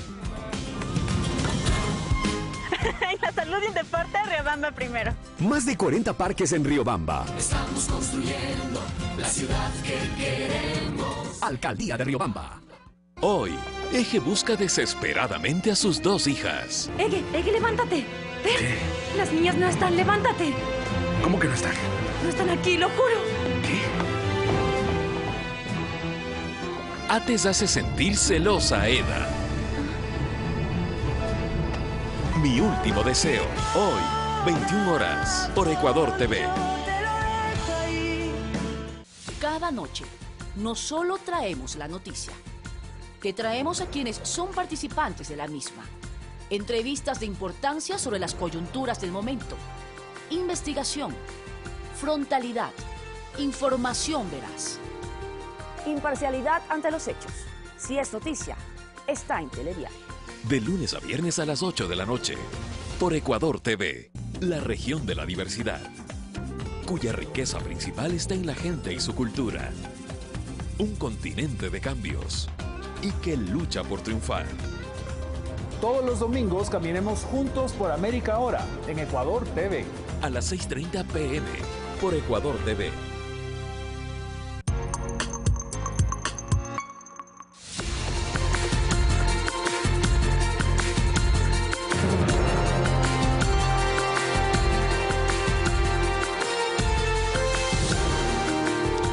7 de la mañana, 14 minutos. César Litardo, asambleísta de Alianza País, miembro de la comisión que investiga el caso del asesinato del excomandante de la FAE, Jorge Gavela, se encuentra esta mañana aquí. Gracias por estar aquí. Dentro de muy poco se presentará el informe de la comisión que estudia el caso Gavela. Probablemente no ocurrirá nada dramático de aquí hasta que eso suceda. La pregunta es cuáles son los grandes hallazgos, qué puede esperar la ciudadanía en forma de respuestas a las grandes interrogantes en torno al caso. Buenos días. Buenos días, Eduardo, buenos días al país que nos ve en este medio. Bueno, creo que es fundamental decirle que esta comisión ha trabajado de una manera responsable. En estas semanas y meses que hemos trabajado, hemos hecho más de 40 comparecencias, hemos recibido extensa documentación, tenemos más de 25.000 hojas de documentación en torno a este procedimiento, y todo esto pues nos ha permitido tal vez decir que hemos avanzado de una manera importante y que han habido 8 años de impunidad, y que esta comisión y la Asamblea va a tratar de que esa impunidad sea acabada con este tema que estamos realizando en la comisión. En definitiva, creo que hay varios hallazgos importantes, como mencionaba. Primero, el hecho de que se ha podido contrastar y verificar que aquí ha habido algunas irresponsabilidades de exfuncionarios, aquí ha habido pérdida de documentación, aquí ha habido cambio de documentación, es decir, cambio de informes como tal. Adulteración. Adulteración de estos informes.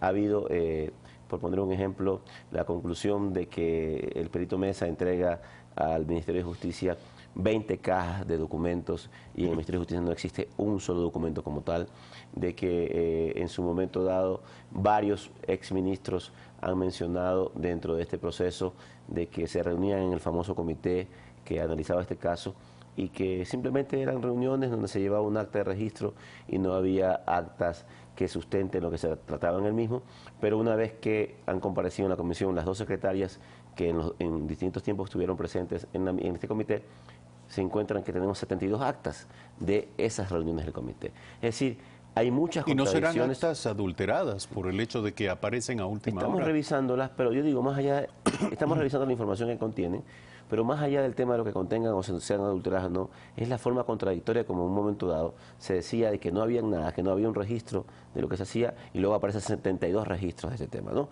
Evidencias como, por ejemplo, que hay correos electrónicos salidos del Ministerio de Justicia pidiéndole al perito Mesa que cambie o elimine hojas del informe final. Todas estas conclusiones son conclusiones que realmente a nosotros nos dejan muy preocupados, y que, bueno, en el informe final, que como decía, estará listo ya para la próxima semana, es decir, hemos tomado un procesamiento en torno a este tema para poder tener toda la información completa, y la próxima semana ya presentar un informe de acuerdo a lo que dice la resolución de la Asamblea, para tener ya al público una opinión concreta del tema. Bueno, todo esto parece confirmar lo que ya nos decía la sabiduría popular. Todo el mundo de manera generalizada, había la impresión de que aquí había gato encerrado. Por lo visto, ustedes confirman que esto es así. Es decir, han ocurrido cosas que no han tenido explicación. Sin embargo, en la larga indagación que ha hecho la comisión, ¿hacia dónde señalan las evidencias, los indicios, las pruebas?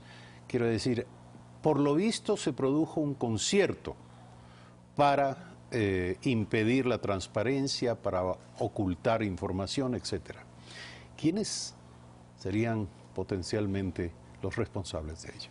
Bueno, aquí hay varios responsables en varios temas, ¿no? Realmente, desde el hecho de que en una comisión o en un comité como tal hubieron serias irregularidades y contradicciones. Al final, cuando le preguntas a uno si era el responsable de algo, dice era el otro, y le preguntas al otro, no, era el otro, y el otro era el anterior. O sea, realmente entre ellos había unas contradicciones terribles ahí. Entonces aquí hay que determinar varias responsabilidades. Primero, seguramente responsabilidades administrativas, que la Contraloría en su caso deberá, y eso vamos a recomendar en ciertos casos, que deberá revisar las cadenas de custodia de la documentación como tal, la cadena de custodia de documentos importantes que se han extraviado.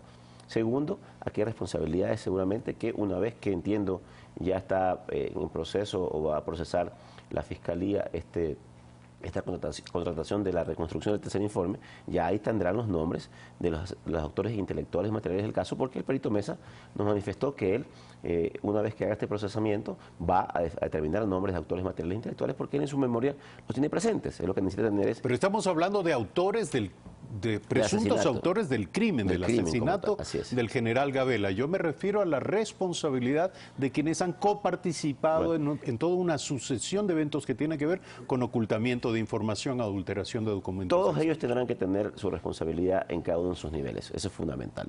Y en ese sentido, creo que, por decía, la Contraloría deberá determinar quién perdió la documentación, sumado al tema de que la Fiscalía también ya está actuando en este caso, y determinar a los responsables en cada acto. ¿Por qué alguien cambia información? ¿Por qué alguien adultera una información? ¿Por qué alguien no tiene la capacidad de poder expresar libremente lo que pasó? Por ejemplo, nos extraña que en una reunión el 18 de noviembre del 2013, el perito Mesa claramente nos dice en la comparecencia de que él, en esa reunión, con varios exministros de ese momento, varios exfuncionarios, dio los nombres de los autores intelectuales y materiales de este asesinato. Y pero ese tema... los autores materiales, el perito Mesa ya llegó a la determinación de los autores materiales del crimen. Así es. Y autores intelectuales. ¿Por qué estas personas que estuvieron ahí? Pero esas son presunciones, evidentemente. ¿Por qué estas personas que están ahí no lo anunciaron al país o no tuvieron la posibilidad de pedir que se investigue a profundidad estos nombres que se determinaron? Pero si me permite, todo esto debió no concluir en un anuncio público respecto de la determinación y captura, porque todo esto debe ser judicializado. El perito Mesa solo entregaba un informe. Esto, a su vez, tenía que pasar a la Fiscalía y seguir el curso de la justicia. ¿Qué va a ocurrir cuando ustedes presenten el informe? Lo mismo. O sea, nosotros, pero ahí un poco para un poco lo que mencionaba, sí, está bien, pero la conclusión que hace en ese momento el Ministerio de Justicia es que la delincuencia común, es decir, ellos no tomaron en consideración esta información, por ende la justicia no tuvo un insumo para poder investigar a profundidad en ese momento. En ese caso, ya hay que ver por qué se cambió la información como tal. En este caso, todas estas recomendaciones que hagamos van a ser trasladadas a las diferentes instancias, ya sea Contraloría, Fiscalía, incluso la Unidad de Lavado de Activos, porque vamos a solicitar en una conclusión de que todos quienes estuvieron enmarcados en los procesos de contratación de los helicópteros DRUT sean investigados por la Unidad de Lavado de Activos para determinar si es que su patrimonio se incrementó o no de manera irregular. Un poco para ir cerrando también el círculo en torno a esta investigación. Todas estas recomendaciones irán a cada una de estas instancias para que cada instancia tenga estos insumos y pueda determinar responsabilidades en cada uno de sus ámbitos. ¿Piensa usted que más allá de la determinación que tome la presidenta de la Asamblea, de oficio la Asamblea, la Fiscalía del Estado debería iniciar ya una investigación? Bueno, la Fiscalía está investigando, la Fiscalía está haciendo su proceso. Pero no con los insumos de la Asamblea. Claro, no con los insumos de la Asamblea, pero nosotros, adicional a lo que va a hacer la Comisión y que será seguramente presentado en el Pleno de la Asamblea, también haremos llegar todos estos insumos y estas conclusiones a la Fiscalía para que tengan como elemento de trabajo, para que puedan también analizar e investigar en torno a lo que nosotros presentemos. Gracias por aceptar esta invitación, César Litardo, asambleísta de Alianza País y miembro de la Comisión Especial de la Asamblea que investiga el caso del asesinato del excomandante de la FAE, Jorge Gabela. Brevísimo corte, regresamos con Arturo Sánchez, vicepresidente de la Asociación Ecuatoriana de Plásticos.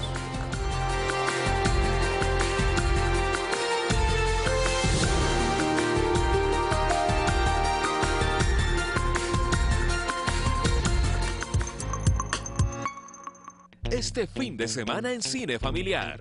Sábado. Debemos confiar en que ganaremos si hacemos los mejores dulces. Ese es el del FBI. Estamos hablando de estas galletas y de nuestro amigo Joey confabulando con la operación de las Sony Girls. El mafioso de las galletas. Domingo. Mi hija estuvo 10 años sin querer tener contacto conmigo. Ni siquiera sabía que Luisa tenía una hija. Ahora lo sabes. Tienes razón. Es muy alegre. Acéptala. Mi abuela es la mejor. Fin de semana de Cine Familiar. A las 4 de la tarde. Por Ecuador TV. Inmortalidad. Telepatía. Superhumanos. Parece ciencia ficción, pero muy pronto será nuestra realidad. Descubre lo que nos depara el futuro. Comenzaremos a diseñar la vida. En Secretos del Mañana. Estreno lunes 22 de octubre, 7 p.m. por Ecuador TV.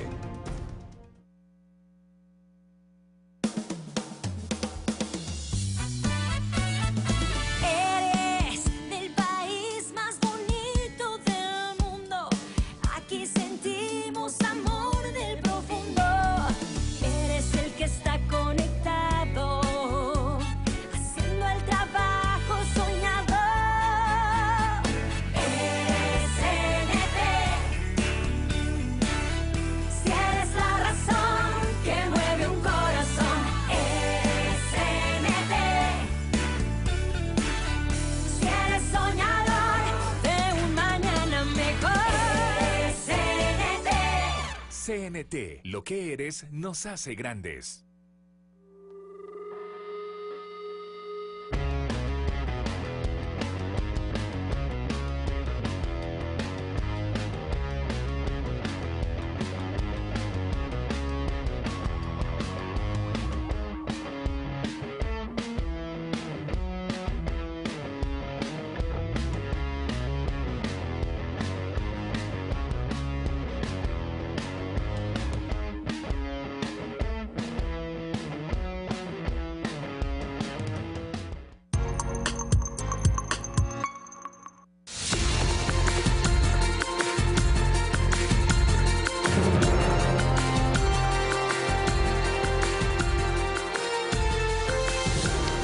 Siete de la mañana con 26 minutos. Arturo Sánchez, vicepresidente de la Asociación Ecuatoriana de Plásticos, tiene reacciones a la propuesta, a la anunciada discusión en el Consejo Metropolitano de Quito de una ordenanza para la prohibición y disminución de la utilización de plásticos de un solo uso en el Distrito Metropolitano. Buenos días, sus reacciones. Buenos días. Sí, referente a la ordenanza o a los proyectos de ordenanza que se están tratando en Quito, creemos que es importante hacer algunas aclaraciones. Cuando hablamos, por ejemplo, de plásticos de un solo uso, se tiene que distinguir bien entre los plásticos que están en contacto directo con los alimentos, llámese leche, arroz, azúcar, etcétera, que son también plásticos de un solo uso, y los plásticos que se utilizan para el acarreo, las fundas plásticas. Entonces, cada una de ellas tiene una función diferente y están hechas para una actividad diferente. Pero todas son técnicamente reciclables, o sea, pueden ser transformadas nuevamente en materia prima. Pueden ser, pero no lo son. No, hoy por el momento no existe esa motivación, esa incentivación para que la gente recicle el producto, lo segregue adecuadamente y lo volvamos a transformar en una materia prima. Pero la gente, ¿quién es? Todo el mundo. Sí, realmente el consumo y la utilización es una responsabilidad de todos, desde el productor hasta el usuario final. Todos tenemos la responsabilidad de colocar adecuadamente nuestros desechos. Es por eso que... eso puede ser cierto, sin duda. En esto tenemos todos responsabilidad. Pero esa declaración suele ser utilizada para diluir la responsabilidad y no asumir ninguna política pública a este respecto, con lo cual todos somos culpables. Y así quedan las cosas. Efectivamente, la Asociación de Plásticos siempre ha estado a favor de toda política pública que tenga que ver a favor del medio ambiente y con el cuidado. De hecho, nosotros siempre promovemos el uso de las 3 Rs, reusa, recicla y reduce. Y es así que incorporamos ya en nuestros procesos productivos el uso del material reciclado. Ahora, más allá de esta política sectorial, hay que decir que la ordenanza que va a discutir el Consejo Metropolitano tiene que ver ya con la prohibición de determinados artículos de plástico. Prohibición taxativa, sorbetes, tarrinas y fundas de acarreo, entiendo yo. Sí, la prohibición no es la solución, porque lo que nosotros tenemos que trabajar es un consumo responsable, en donde aquí juega un papel fundamental todos los actores. Nosotros como productores, los clientes nuestros y al final los usuarios. Lo importante de esto es que nosotros volvamos a dinamizar la economía.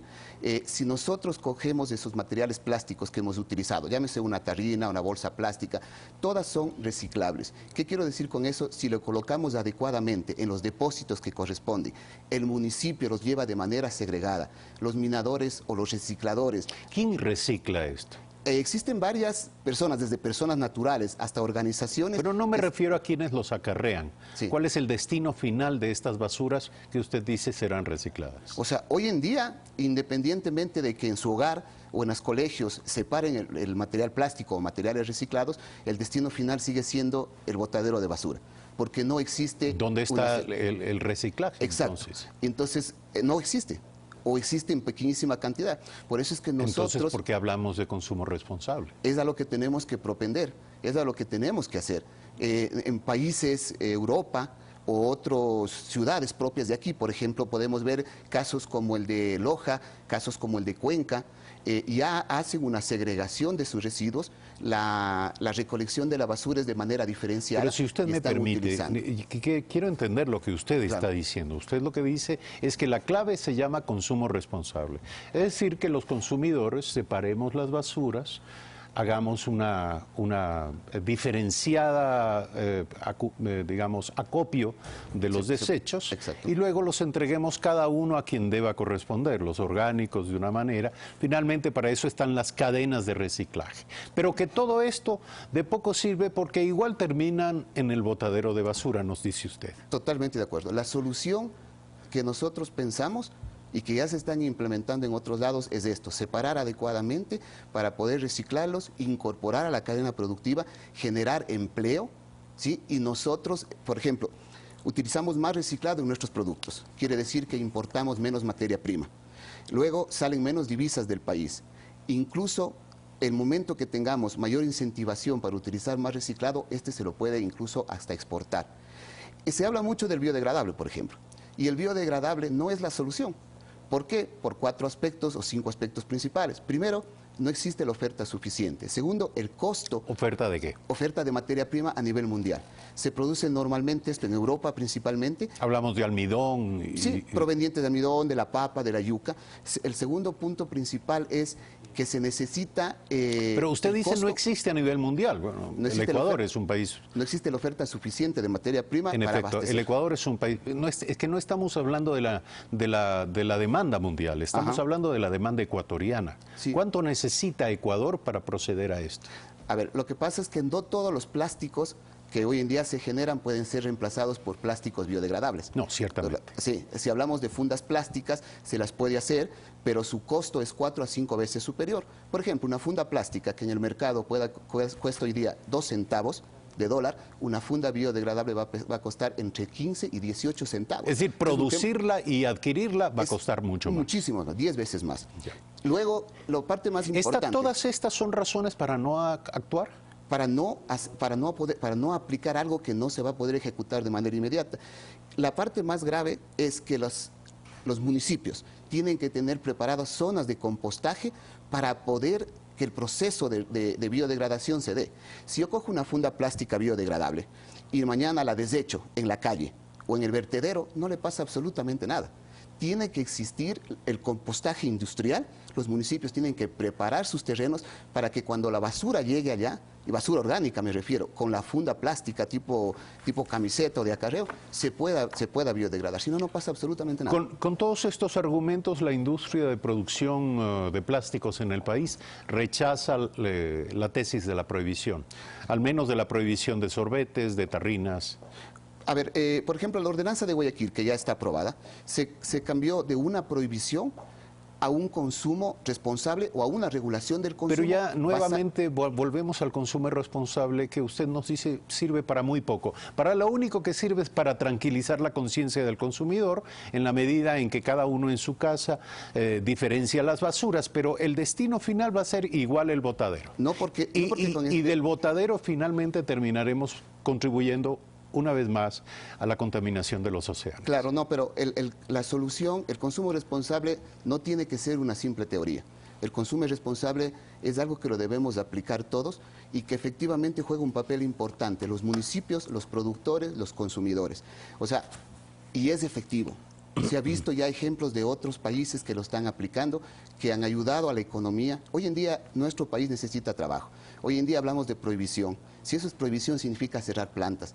La industria del plástico tiene más de 20.000 empleos directos, más de 120.000 familias que trabajan en esta industria.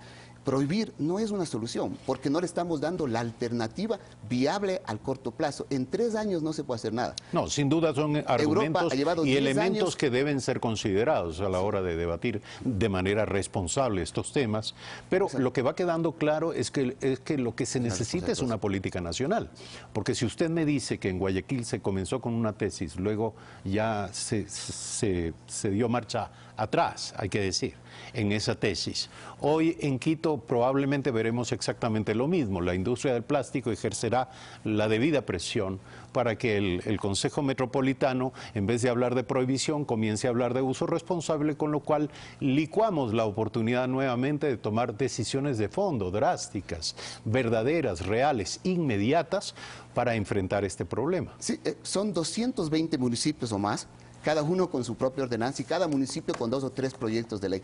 Por eso nosotros estamos trabajando a nivel de la Asamblea para la generación de una ley que nos permita regular a todos y que todos vayamos por un mismo camino. Si no, vamos a tener que cumplir con una ordenanza y ciertos reglamentos que lo pone Quito, otro Guayaquil, otro Cuenca, y realmente eso se vuelve caótico, ¿no? Y la idea aquí es que todos trabajemos por el bien del país.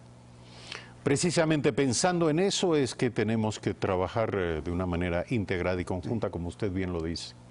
Seguiremos analizando este tema. Muy amable por venir esta mañana. Arturo Sánchez, vicepresidente de la Asociación Ecuatoriana de Plásticos, en Primera Impresión, 7 de la mañana, 35 minutos. Gracias a ustedes, como siempre, por seguirnos.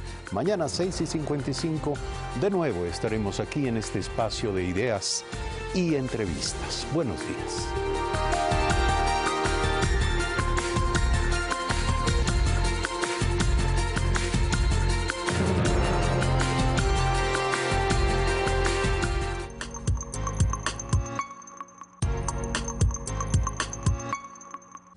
Hablar contigo más cerca. Contar lo que te apasiona, lo que te importa, lo que te emociona. Contar tu mundo, tu entorno, tu gente y lo que te sirve y te hace crecer. Y sobre todo, contarlo con respeto. Primero tú, así, más cerca. Ese es mi compromiso. Más cerca, con Diana Jacome. De lunes a viernes a las 8 de la mañana. Por Ecuador TV. Un periodista de investigación que pone en jaque al poder. La fuente tiene derechos, está en la Constitución del Ecuador, está en el Sistema Interamericano de Derechos Humanos, está en las leyes, porque los periodistas tenemos ética, los periodistas tenemos un prestigio profesional que defender. Yo he denunciado a casi todos los gobiernos de la época democrática después de Hurtado. Juan Carlos Calderón nos acompaña en Derechos Reservados, periodismo sobre periodismo. Este domingo a las 9 de la noche, por Ecuador TV.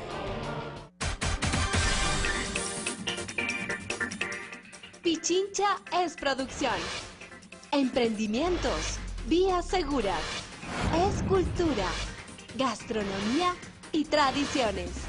Es una provincia con un gran potencial turístico, con hermosos paisajes, con gente cordial y amable. Conoce la gestión que realiza la Prefectura de Pichincha todos los jueves a las 9 de la mañana y su reprise los sábados a las 18:30 en tu noticiero Pichincha Informa. Hola, soy Gala Califé.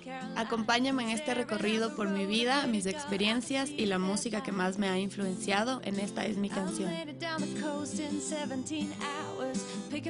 Esta es mi canción. Próximo sábado, 8 p.m. por Ecuador TV.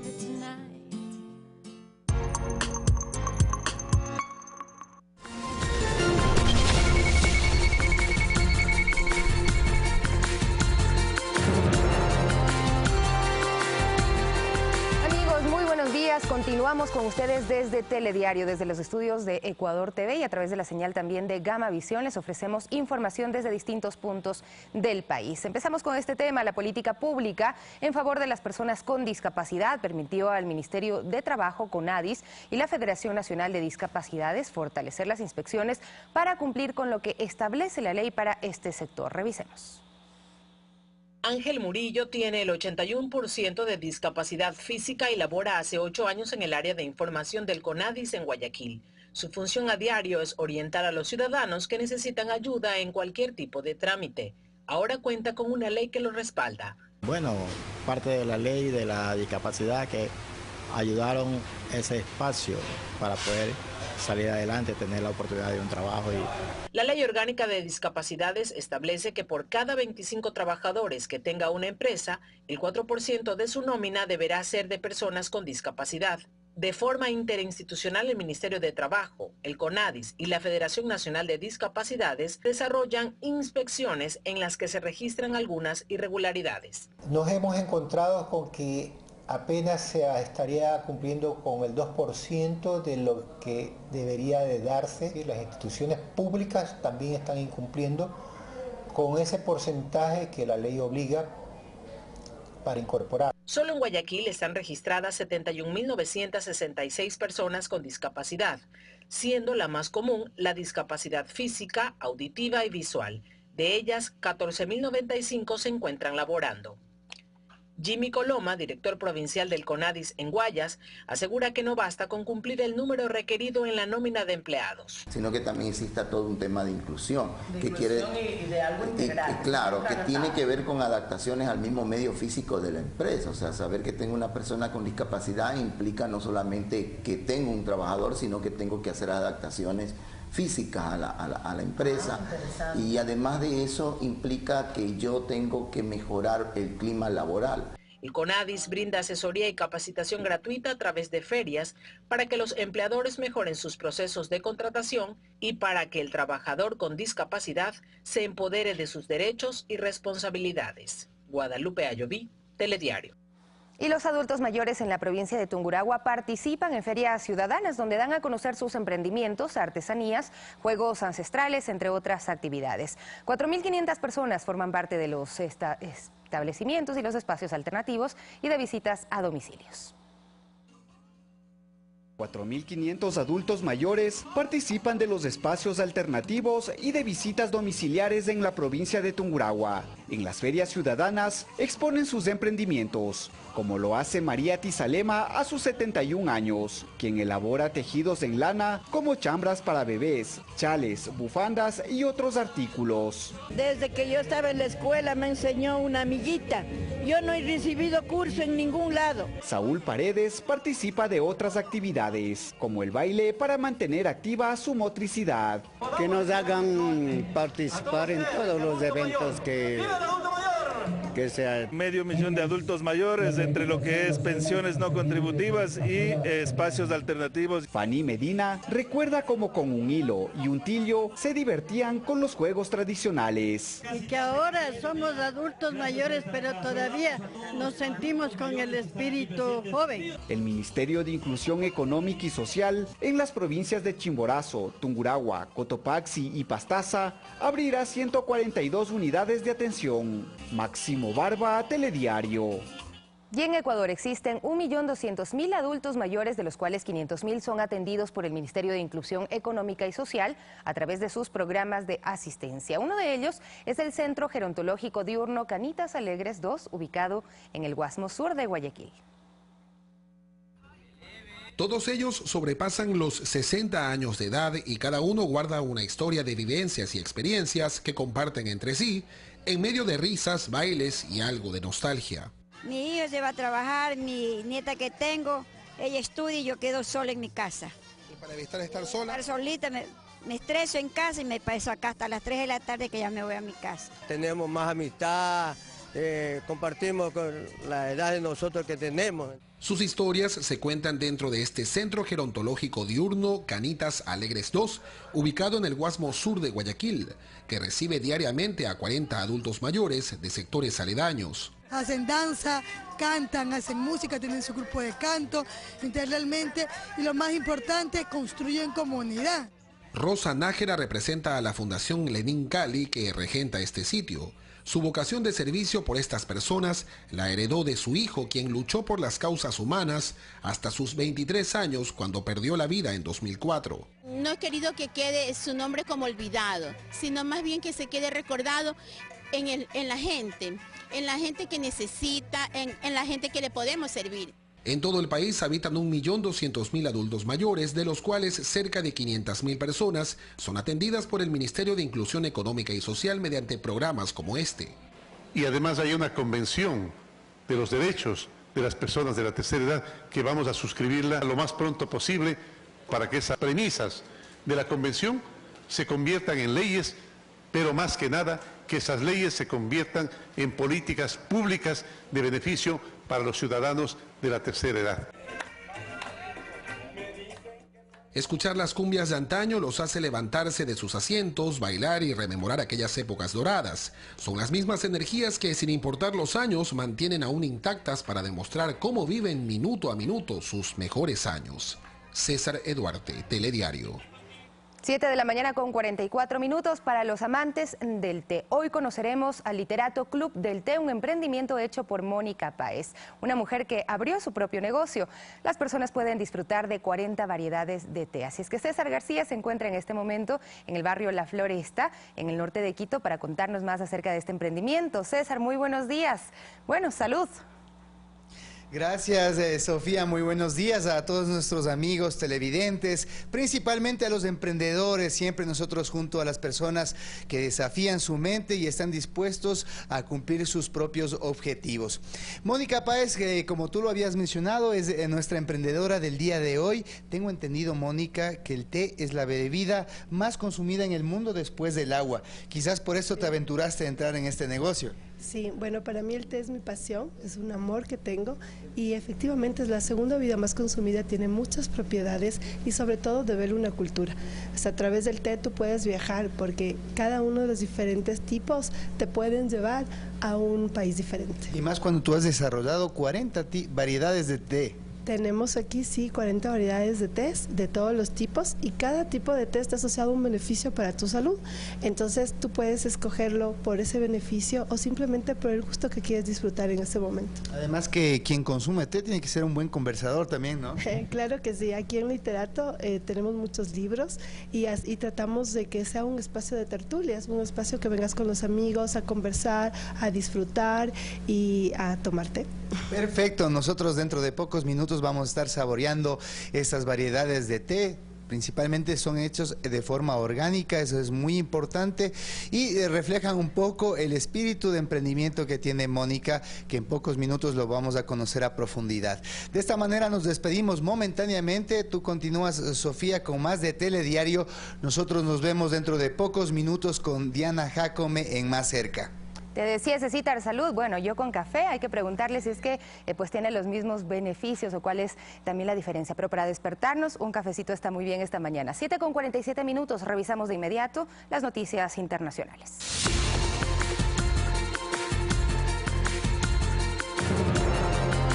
En Venezuela, una masiva movilización acompañó los restos del concejal Fernando Albán, quien murió en prisión este lunes bajo condiciones confusas y provocó una indignación a nivel internacional. Según el gobierno de Nicolás Maduro, el funcionario opositor se suicidó al arrojarse del piso 10 del Servicio Nacional Bolivariano, donde estaba detenido desde el pasado viernes por estar supuestamente implicado en el atentado al jefe de Estado. Sin embargo, la oposición sostiene que fue asesinado. Su esposa e hijos siguieron el funeral a través de videos, ya que se encuentran exiliados en Nueva York. Ecuador manifestó su preocupación por estos hechos y mediante un comunicado envió las condolencias a sus familiares y pidió que se investigue su muerte. Y las autoridades de Indonesia anunciaron la ampliación por un día de las tareas de búsqueda para localizar a los cientos de desaparecidos en las zonas más afectadas por el terremoto y tsunami que azotó la isla de Celebes el pasado 28 de septiembre. La Agencia Nacional de Gestión de Desastres indicó que la extensión se debe a la petición de algunos miembros de las comunidades afectadas por el desastre natural. Esto mientras el secretario general de la ONU, Antonio Guterres, y el presidente de Indonesia, Joko Widodo, participaron en una reunión bilateral en Bali, en el marco de las reuniones anuales del Fondo Monetario Internacional y el Banco Mundial. Y en Bolivia, varios opositores de Evo Morales marcharon contra su reelección. Además, el vuelo comercial más largo del mundo parte hoy en Singapur. Más en el siguiente resumen. Miles de detractores del presidente de Bolivia, Evo Morales, marcharon en las principales calles del país para exigir que se respeten los resultados de un referéndum. Estos sectores, agrupados en plataformas ciudadanas, partidos políticos de oposición y sindicatos contrarios al gobierno de Morales, llegaron a La Paz en marchas desde distintos puntos de la ciudad hasta la Plaza Mayor de San Francisco, donde horas antes el oficialismo se reunió para apoyar al mandatario.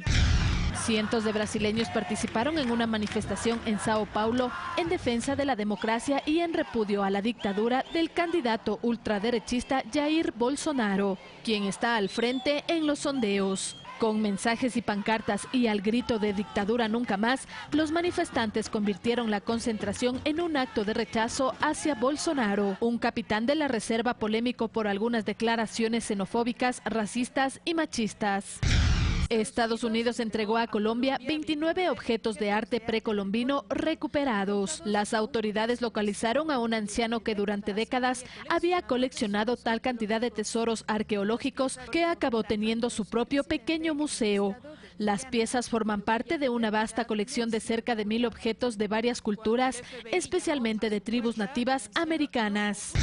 La aerolínea Singapore Airlines tiene todo listo para el vuelo comercial más largo del mundo, que partirá esta noche de Singapur y recorrerá 16.700 kilómetros sin escala hasta Nueva York. El vuelo SQ-22 partirá del aeropuerto Changi y tiene previsto llegar al aeropuerto internacional de Newark. El aparato transportará a 161 pasajeros. Se trata de un vuelo inaugural, ya que el servicio regular comenzará el próximo 18 de octubre. Fernanda de la Bastida, Telediario.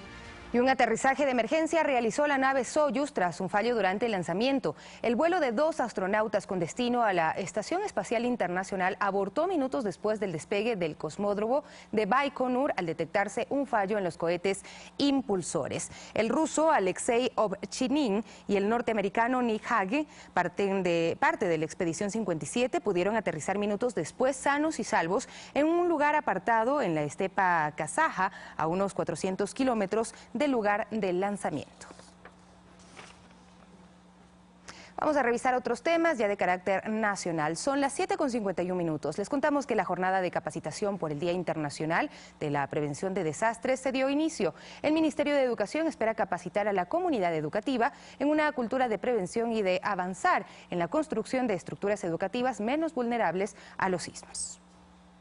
La idea es que los más de 4 millones de estudiantes del sistema de educación pública, más los docentes y el personal administrativo, aprendan y sepan cómo actuar si un terremoto se repite en el Ecuador. Esto a propósito del Día Internacional de Prevención de Desastres. Se inició en 1989. En este año, la Asamblea General de las Naciones Unidas aprobó su conmemoración, al considerar que representa una forma de promover una cultura global sobre la reducción del riesgo de desastres. En lo que va del 2018 se han realizado más de 74.000 simulacros a nivel nacional. En esta jornada de capacitación, que durará hasta el 13 de octubre, se busca llegar a incidir en los más pequeños mediante juegos y kits de forma lúdica que enseñan cómo actuar antes, durante y después de un sismo. Con infraestructura adecuada, con conocimiento, con técnica, y creo que a nosotros una gran lección aprendida también es que los estudiantes sigan en forma crítica a sus docentes en el manejo de riesgos. El investigador y sismólogo Hugo Yepes brindó una charla magistral en la cual destacó la importancia de aprender de la historia de los fenómenos telúricos en el Ecuador, en especial enfocarse en mejorar la infraestructura educativa basándose en el nivel de afectación de las mismas durante el terremoto de abril de 2016. ¿Es adecuado a la construcción escolar? No. Las lecciones de Portoviejo sirven para todo el país. Si es que los daños de la infraestructura escolar fueron más del 50%, lo que sí les puedo decir es que el próximo evento, si es que no hacemos nada con la infraestructura escolar, tendrá el mismo porcentaje. Vivimos en una sociedad de riesgo y debemos ser conscientes de ello y prepararnos constantemente para reducir los daños de un sismo. César García, Telediario.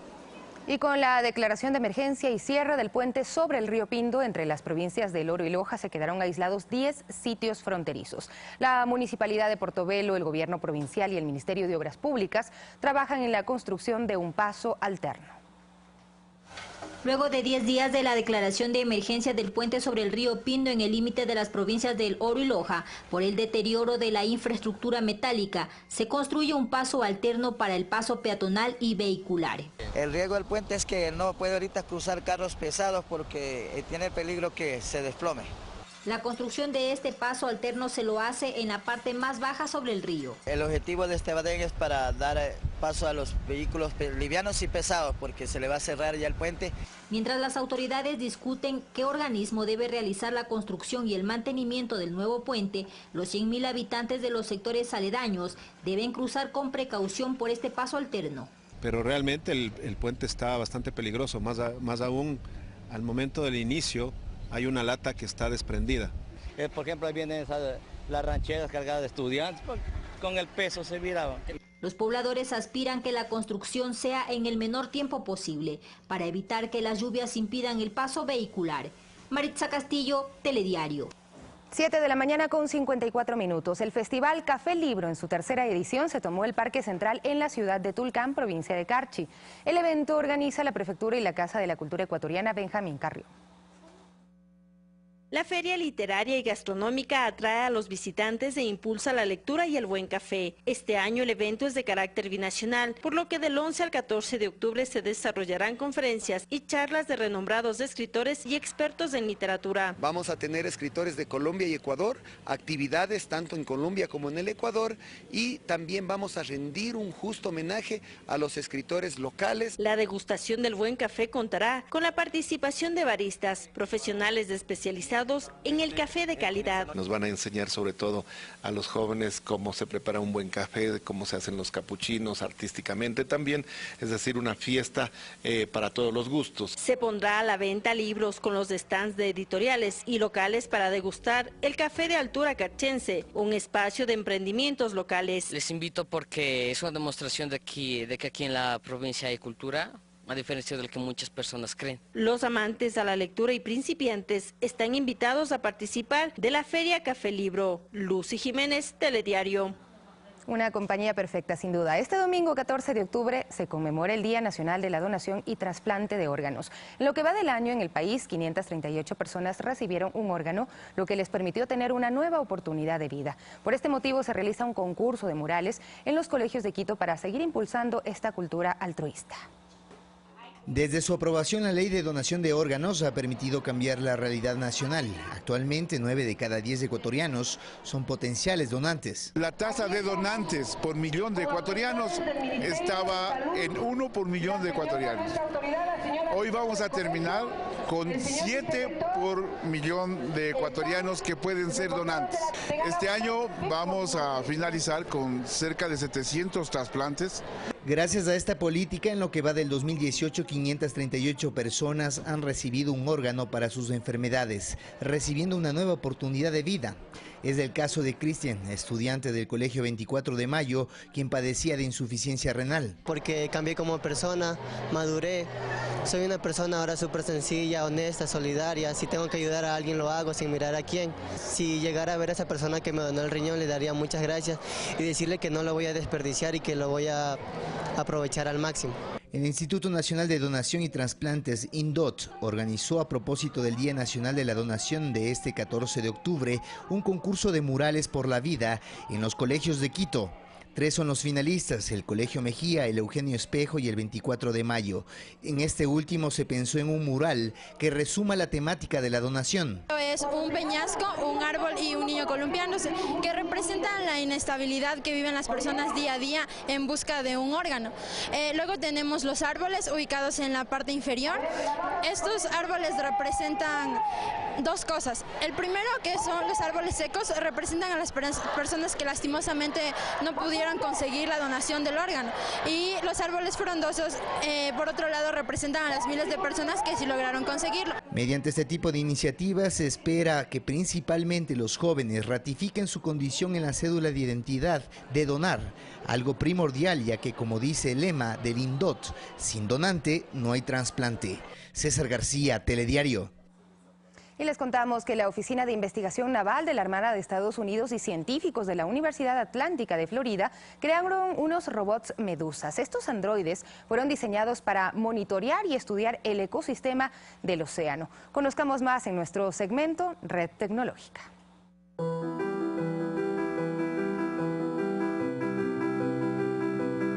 Los dispositivos serán capaces de nadar libremente en cualquier dirección sin ocasionar daños a su alrededor y al ecosistema.